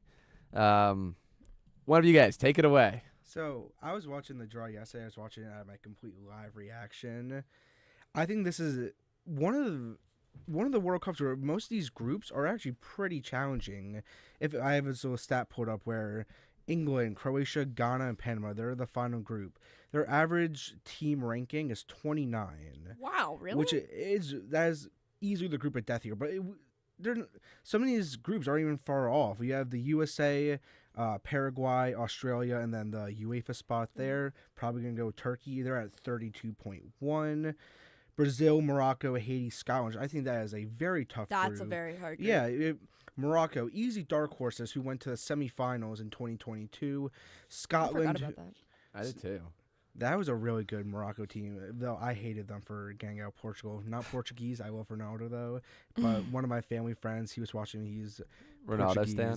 He's just Portuguese. Like, his grandma and his parents live in Portugal. Like, huge Portugal. Like, he loves Portugal. And I remember he, like, knocked his coffee over when Morocco scored. It was a... Even though I was mad at Portugal, I say it was a really good game. It was incredible to see an African team go that far into the semifinals. Quick question before we go into the draw, though. Do you guys prefer the World Cup being in the winter or the summer? Because that was the first time in our lifetime we had a World Cup in the winter, and it was very different from how it would be traditionally, which would be in the summer. For me, it's summer. Really? For me, tournaments are in the summer. That's just how it works in my head. The vibes though in the winter of watching on Thanksgiving. The winter was fun because it was up here. Well, I was already up here, like watching in the dorm room and like waking up in the morning before ed class or watching during class. But the summer is like, it's just so like, the nostalgia that comes with the summer tournament. I think when you're in high school, it was a lot more fun in the winter because you're with all your classmates and you're watching it in school. But anything outside of the summer, like you're all off from school, like there's a lot more opportunities to even go to the games. I remember vividly going to whatever the academic summer camp was that all our parents would send us to over the summer, and like tracking the games to be like later in the day, and I'd be like preparing myself for to watch those games like at camp. I left school early during the 2022 World Cup to watch some of the games. Like, even my dad was okay. He would text me, he's like, Sam, want me to pick you up quickly just so I can go home to watch some of the games. Like, it's dedication. Who wouldn't want to? It's once every 4 years. Like, you gotta push a little time to it. But if you guys can quickly pull up all the groups, I think we just go through all of them and say who we think our top two be. Starting with Group A, we have Mexico, South Africa, Korea, and then the playoff spot D for UEFA, which we're going to put Turkey in there just because they're a favorite to win that. So, personally, I think realistically, Mexico being there's two of their games are in Mexico. They're part of the host. I think they easily top the group. Is that the Turkey group or is that the... Oh, no, I'm wrong. That's the Ireland group. I think Ireland are favorites to Ireland or Denmark, but I hope Ireland. I think Ireland, Troy Parrott, like, putting up against Portugal and then Hungary, like, he is a phenomenal player, like, a big game player, really. The Ireland women made the World Cup for the first time in 2023. My favorite player of all time, Katie McCabe, shout out. But to make that, for the men to make it back-to-back and have both World Cups would be huge for the FA, for Ireland. Huge for the program. What? Huge for the program. Huge for the program. But if we're going to assume Ireland is put in that playoff spot, do you think Ireland but do you think they're going to get over South Korea? South Korea, I think, are a very underrated team. You have Hyungmin Son, Hee Chan Lee from Wolves. Like, they have a very in the Kim Wall, all four defenders, Kim Min-jae specifically. Like, they have a very strong squad. Do you think Ireland could top that or no? I think that they could. I like to believe that they could. I think Mexico's obviously definitely going through, and then yeah, being at home, like at home in Mexico, I think you can't beat that atmosphere. That atmosphere is going to be incredible. It's impossible, especially I'm pretty sure their home stadium's its altitude's very high up. Like, it is, like, yes. Yeah, it's like it's hard for some of those players to be the pace, being able to run playing that. In Denver, to be able to adjust that quickly. Definitely. So for Group B, then it's Canada, UEFA spot A, Qatar, Switzerland. I don't see Canada at all. Like, I don't see him doing that good. Like, Alphonso Davies, he's almost always injured. Jonathan David, not really, like, he hasn't been putting up for Juventus. Like, Canada in the I think they'll squeeze out. But it also, if it's Wales, yes. If it's Italy, probably not. I mean, the thing with Italy is, like, obviously, I think kind of obviously I'm Italian. Like, Italy have the most inconsistent national team you might ever see in the world. Not qualifying for 2018, winning the Euros in 2020, not qualifying for the World Cup again, and then doing horrible in Euro 2024. Like, even if Italy do make it through, it's... I like to think so. Calafiori, my guy, my right back. But even then, like, in Euro 2024, he seems so inexperienced. Like, he's young, though. He is, but letting up such a simple own goal, like, you can't be doing that. But I don't see Canada going through. I think they're... But that was also before he's out. Now he's, like, right back in one of the best teams in the world, so... That's true. I think the next two groups are fun to talk about. Brazil. Everyone always favors Brazil. I love Brazil. Brazil is always, like, a favorite. No matter how good or bad they're doing, Brazil is always going to be a favorite team, no matter what. But you have Morocco, who were huge dark horses, out being Spain in 2022. Like, they were a very good team defensively and offensively. I still think Brazil topped the group, but yeah, that's a fun group. But I do think it's going to be Brazil and Morocco pretty easily, unless something weird happens. But I mean, I think Scotland could win a game. I feel they easily could, but, like, Morocco, like they are I think the heart of Africa when it comes to soccer now. Like Yes. they have such a strong squad. I agree. I think you have to throw Egypt in there just because they have one of the best players in the world, which is great for them. But I agree. I think that they're probably the best team in Africa. I think they easily are up there. And then going to Group D, USA, I think everyone, no matter who we support beside for national teams, USA, everyone wants to root for them. Absolutely. And I think they have a very if they don't get within top 2 of their group, I think immediately that is an embarrassment for the men's national team. You have Paraguay, who they have never lost to in competition or friendly. Australia. I love Australia. Australia is such a vibe. And then playoff spot C, which is probably going to go to Turkey. But, I mean, the USA need to get through to the knockouts instantly. Like, they can't get anything below I 7. personally believe that the U.S. don't play enough friendlies against European competition. They don't. They keep, like, They I said play this way early, too much CONCACAF. Is it CONCACAF? Yeah, CONCACAF. Yeah. I was saying this early in the football. I used this word stat padding. They stat pad against these, and then they're unprepared when they go against European 100%. competition. You need to have friendlies against European competition They because that's how do. you actually Prepare evaluate yourself. where you are too. Like if you're not playing against Europe, who is the most dominant, region, most dominant in the World Cup, like you need to be able to have that experience. Because only playing against North American, South American teams, you're not going to be able to hold up against these countries once you come in for the World Cup. Yeah, and also you're gonna have to play against those teams at one point in conference stuff, and like you're gonna always play them. When you have the opportunity to have a friendly and you're not scheduled against European competitions, it honestly looks like you're scared. 100%, especially when it is a friendly where it means nothing at the end of the day. Like just evaluate where you are. Like why won't you do it? I don't understand. They are playing Portugal and Belgium in March, but that is only 2 I think teams. it's too, and that's too close to the World Cup. World Cup. You gotta do it like in the beginning of the cycle and see where you are, see where you measure up, and then go from there and build to the next one. They should have been doing these friendlies at 100% way earlier. Like especially with Turkey, where if you have Turkish fans coming into the United States, I would be scared. Turkish soccer fans are some of the most crazy, most wild. Yeah. People saw it with Galatasaray versus Liverpool, where those they Champions could not, League, you couldn't hold out against the Turkish fans. Like you have them going into like SoFi Stadium where the U.S. is gonna play, they could easily lose that game, and then maybe something happens against Australia. You just don't have that you don't have experience that much against room, Europe. So then Group B, I think Germany and Ecuador. I think Group B is a very easy. Germany, Ecuador are going to top the group. Like they have one of the easiest groups there. I think they are the second lowest behind Portugal's group. So I don't think we have to cover too much on that one. Yeah. Also, if I had to give a team to watch, not just because I'm Ecuador, well, maybe it is. I'm biased, but just I think Ecuador is a team to watch. They have Caicedo, they have Hincapié, they've got a couple of really good players in there, some Premier League players, and I do think that they're probably going to be a very underestimated team. Definitely. Even at the 2022 World Cup, Caicedo is how old was he? 19?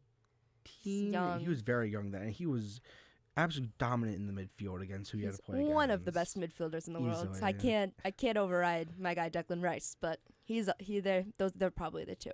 And I think going to the next group, Netherlands, Japan, UEFA spot B, and Tunisia, I think Netherlands tops it pretty easily. I think Japan's so underrated. Japan in the 2022 World Cup beating Spain and Germany. Those are some of the best games of the whole Japan tournament. has such a unique style of football. Do. They have it on the men's side and they have it on the women's side. They won the Women's World Cup a couple of times. They have such a unique passing, it's like one player out there. Their mindset is like they're all linked together. all on the same actually page. Scary It's like it's like so synchronized. It's really like incredible. hive mind. They all think together at the exact same time. It's beautiful. Definitely. It's kind of like Spain, but just a little bit more one-minded. Because Spain is that high passing football, but Japan, in the 2022 World Cup, and I hope they can repeat that again. It's the most fun when outside of Europe and South America do good. Like seeing these African and Asian teams when they really lock in and they get in far through the tournament. Like Japan beating Spain was actually, I think, one of the best moments of the whole World Cup. That was so much fun to watch. And then Spain gang, I sound like a Spain hater. I'm really not, but Spain. It's just so predictable. It is. It's like when you see these upsets, this is what the World Cup is. Absolutely. Easily. I think next group kind of skippable: Belgium, Egypt, Iran. Well, Iran, they have been good sometimes, but their main striker, kind of past their prime. Belgium, the definition of past their prime. Everyone thought this Belgian team would win at least one World Cup when you had Lukaku, De Bruyne, Eden Hazard all at once. I think they're way past their prime. They don't have that youth, really, besides Jeremy Doku. But I still think Belgium, just for who they are, and I think Egypt will top that group. You think Egypt will top the group? I do. I mean, they are very dominant in Africa. It's like they are like when they play in like the Africa Cup of Nations, like they have a really good. They have Marmoush and Salah up front. Like that's a very good attacking team. Yeah. I think next group kind of skippable. I think Spain and Uruguay are easily going to go through. Next group, I think this is the best group in the whole thing. I agree. France, Senegal, Holland versus Mbappe. I'm so hyped at Gillette for that. Stadium in Foxborough, That's Massachusetts. That's going to be so good when you have Holland and Mbappe, who they have been going against each other. I think always here and there, but I think this is going to be the first time where, even though it's not equal level because you have France, but Norway, these are such good dark horses. And you got Odegaard. I personally think that Mbappe and Holland are both a little bit past their prime. However, them being a little bit past their prime is still some of the best players in the world. I think this is easily the best group stage game we're going to see. I think it could even be a game of the tournament when you have everyone's been hyping up Norway. They beat Italy twice. They have been playing some of the most entertaining football in the world, scoring nonstop. Their defense is incredible, and they control the midfield through Odegaard. I think when you see when France and Norway play against each other, I think that's the one game where all eyes are going to be on them. And I think you can see this go either way, even though for how good France is. Euro 2024, they scored, I think, only one goal that wasn't from a penalty or through France are past their own prime. Goal, 100%. They have aging players. I think their squad now... Well, I mean, we say that, but the winner. World Cup winner 2018 and then World Cup finalists in 2022, but they do what England usually do. They put all their best players into one squad without the rotation. We're going to get to England in a second, but France, they do that. I think that's what they did in Euro 2024, and I saw them firsthand. I watched them play. They put all their best players all into one squad, and then when they had to do the rotation towards the end, it's kind of where they fall apart. I think next two groups are a little skippable. Argentina, if you want to say Messi always gets it easy, he has Algeria, Austria, and Jordan. That'll be Argentina and Austria, probably. Easily. I think Algeria is okay. Riyad Mahrez, even though he's been playing in the Saudi League, he's not going to really have that European competition in him any more than Jordan. No disrespect to them, but I don't really see them getting higher than fourth. And then Portugal, the easiest group of the whole thing, with the average squad rating of 40.2. Portugal, Intercontinental Playoff 1, Uzbekistan and Colombia. I think it's very obvious Portugal and then Colombia are going to be the top two. But this next group, the group of death. Yeah, I think is the other group of death. Lowest, they have 29 average squad rating. England, Croatia, Ghana, Panama. I think that's a very interesting lineup. We saw Ghana almost beat Portugal in their first game of the World Cup in 2022. And then Croatia, they've always been so consistent throughout the world, the last few World Cups and Euros. I think England can easily not top the group. I think they could get second, especially. I agree. I mean, I think this is a good one to open up to discussion, but I know you're very good with the English national team, Maggie. What do you think about them for this? So, I think that I'm a marketing major, so in my marketing mind, I'm like, England is going to draw the most attention aside from the U.S., so it is important for if this World Cup is going to be super successful in a country, I think for England to make it out of their group, just because of the level of fame of those players. I think they're more famous than the U.S. players. They're some of the most famous people in the world. So I'm very excited to see them play, hopefully. But in a team aspect, I know everyone is just always like, England aren't as good as they think they are. Mm-hmm. I disagree. I think England right now are the best they are going to get out of these players. I think they're all at the prime. The core players like Bellingham, Saka, Rice. Harry Kane's a little bit past the prime, but he's still in there. Cole Palmer, Reece James. Those players are in their prime. 100%. And so if you're going to get the most out of this group of players, it's this year. I think, they got a lot of scrutiny on them for their 2 Euros and the World Cup in between that, for making it so far and like almost doing it. But if you look at where those players were, they were still kind of building up. Like they're like Declan Rice is one of the best midfielders. It probably could be the best midfielder in the world. Saka, Bellingham, like these players are at the peak.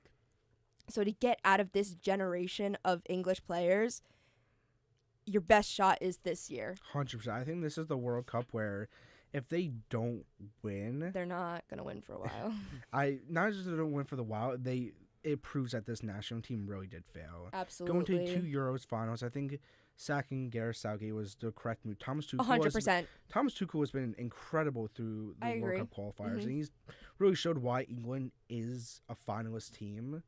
And I think they can win. The English national team does the same thing every time. They put all their best players into one squad, and when it comes to rotation, they just absolutely fail. 100%. Because you don't have any of those players. Like, just think, Cole Palmer and Ollie Watkins during the Euros over the summer, they were bench players, and they turned up the moment they came on the pitch. Like, Harry Kane should not be staying on the whole game. He just does not have the legs for it anymore. I agree. I also think, like, that front line, that rotation. I mean, you have, Eze hopefully makes that squad.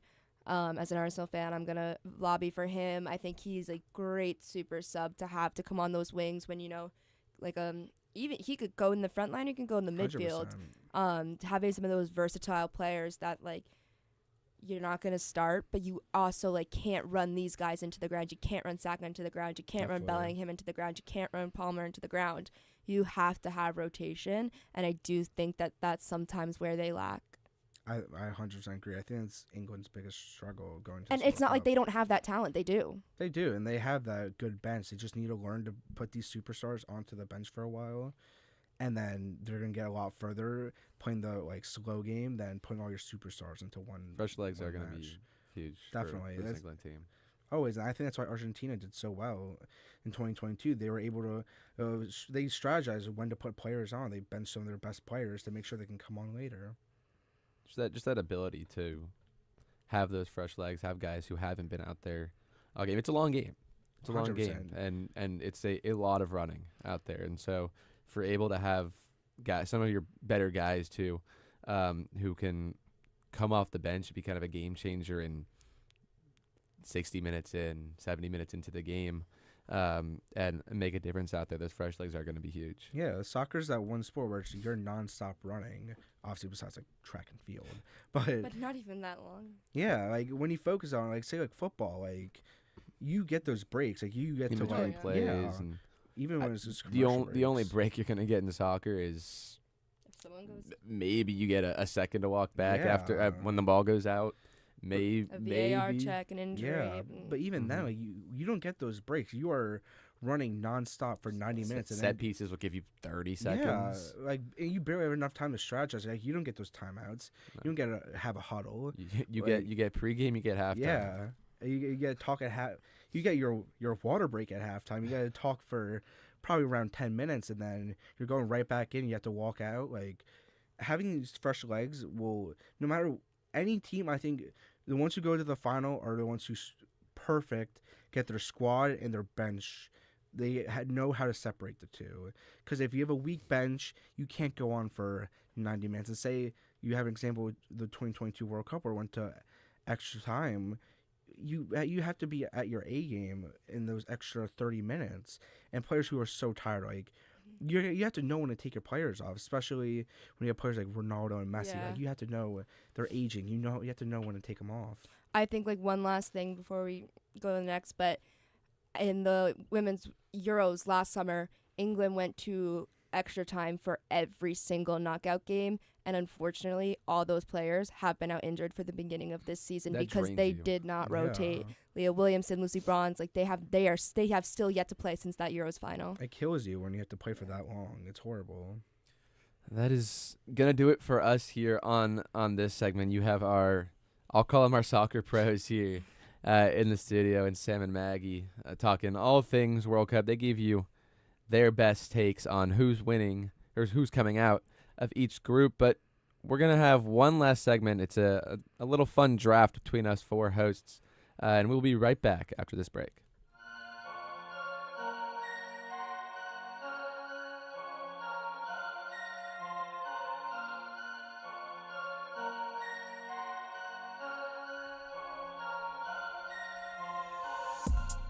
Want to be part of the Ramley? It all starts here. I'm Nathan Rogers. And I'm Kate Cox, and we are two of your hosts for On the Hill, WFUV's exclusive podcast for all things Fordham athletics. From the field of Moglia Stadium to the hardwood of the historic Rose Hill Gym, we've got you covered with the ins and outs of Fordham sports. Every week, every play, every round. Tune in weekly wherever you get your podcasts. This is On the Hill.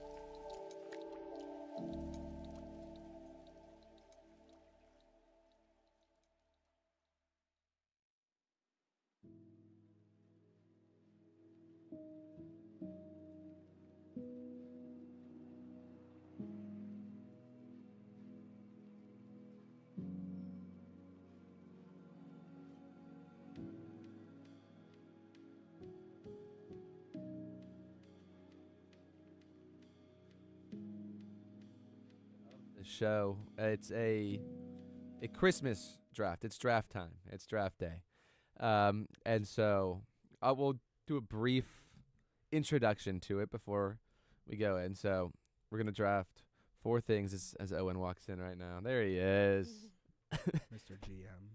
There Mr. he GM. is. So we're going to draft 4 things. A song, a Christmas song, a Christmas movie, a food for Christmas, and then some sort of Christmas decoration. And we're gonna snake it, and up to you. You guys can determine who has the best draft. But I guess to figure out, we'll snake draft it, but to figure out who has first pick, do a little rock paper scissors. Is you getting it in, Owen? We're riding the struggle bus. We are riding it heavy. Bro, you just gotta. I just got it. Yeah, I'm gonna stop talking. I just got it. That would not have been good. Yeah. Stop. That would not have been good. The usual, you know. You just gotta. Never mind. That's how it always goes. All right, so we'll go. I can't speak. First time talking. I'm learning English right now. Apparently. I don't know how to read, so I think it's very equivalent. I can read. I can't speak. You can speak. You can't read. Yeah, I don't even know where my computer went, so we're on its phone now. All right, so we'll go rock, paper, scissors in the middle, 4-way to determine pick. So rock, paper, scissors, shoot. Oh, come on. Rock, paper, scissors, shoot. All right, Owen wins. No. Oh, wait. No. What? We did one of each. Yeah. Do we just redo that? Hey, you go, I go. Let's just do it like that. Shoot. Rock, paper, scissors, shoot. Okay. No. Okay. I don't know. You just go first. Okay. I give up. It's too much thinking. My brain can't process rock, paper, scissors. Anyways, All all right. Too much So Maggie, you'll go first. Owen will go second. I'll go third. And Sam. Song. Oops, I'm very close to this. And you can go in any order. You can Okay. pick. Movie, I'm going to go Home Alone. Home Alone. Okay. Home Alone Food? off the board. Whoa. No, you one go at a time. one at a time. Oh, we're going one at a time. One at a time. Let's see.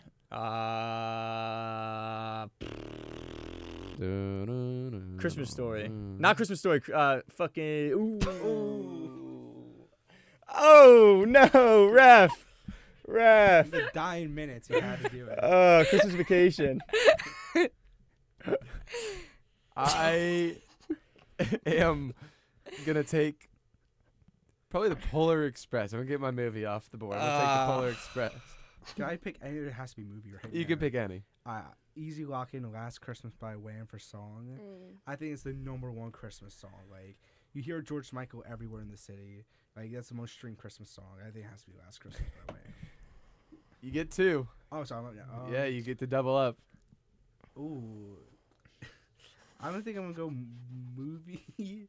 I'm gonna go Elf. Who's love Elf? Okay. All right, I'm up. So I'm gonna go food. Sam, you probably know about this. You're Italian. The Seven Fishes. No, I Not do. a clue. No, I do that. I don't do You do that. that? Yeah. I make The a Seven charcuterie Fishes. board of prosciutto That and cheese. it's a Italian thing on Christmas Eve. You Yeah, have 7 fishes. 7 fishes. 7 Call different me out fishes. a fake one then. I don't do that. That's what I'm gonna take as my food. Fake Italian. I'm rattled. I'm rattled right now. Stadium pulses Stadium at the back. Pulse is unbelievable. Coach, I need I help. can't even make it audible. Headsets off. No audible can be made. You're like Gundy at Oklahoma State. Oh man, no! shaking. Like Daniel Jones trying to read a defense. I don't even know anymore. What's the Food. Food? Yeah. We'll go with ham. Okay. Okay. We usually do a fillet on Christmas Day. Okay. You get to double up. Not a fillet. Not a fillet. Whatever. Just steak, I guess. Just a steak. Song. I will first say. Oh my gosh, why am I blanking on every Christmas song ever? Oh my god. White Christmas. Okay. I guess. Only one I could think of. Owen. Your turn. Oh boy. We'll go with Frosty's Snowman. The song. Frosty's Like Snowman? Frosty's coming to town. I'm gonna switch it up. I'm gonna go decoration. I'm taking Christmas tree off the board. Darn. Oh. Big one. Oh, steal of the draft. Oh, I have a funny one. Steal of the draft. All right, I think. So I do my last two now, right? Yeah, you get your last two. I'm gonna do Christmas lights because that's a staple. Every house needs to have Christmas lights. And then for food, what like traditional Christmas food is there? It's like rehashed. It's kind of whatever your Thanksgiving, family yeah. does, I guess. I do kibasi and eggs because I'm part Polish. So That's nice. I think kibasi and eggs is a good one. Oh, I forgot to say when you pick your song, you have to sing it. No. Ooh, no. I'm no Okay. George Michael. Or not, I We'll- guess. We'll have another. Or not. That's fine. You can sing. I want to hear you sing. I'm not singing. I am We're quite all the singer. ears. Really? Sam, did you double up? Oh yeah, I said Christmas lights and then. Ah, kibasi yes. next to food. Yes. Chestnuts roasting on an open fire. That might be worse than what I just said. That's my song. What's up? I'm done singing. keep One going. only Little one, taste. I only give out one verse for free, and then it's Okay. and $5 a verse? and then $5 you a word. gotta pay. Then you gotta pay. I'm big time. Oh, big time. I actually have studio time booked later today. Oh, where at? You wouldn't know it. Oh, You're not a singer. too expensive. You're not a singer. Keating basement. Keating basement. No, it's It's like really professional. The Like, yard. I will not confirm nor deny any statements made. Okay, you are my lawyer. I am your lawyer. I need you right now. I am your lawyer. Yeah, you do. You do need me right now. Oh no, that's your problem. Yeah. All right, what is decoration?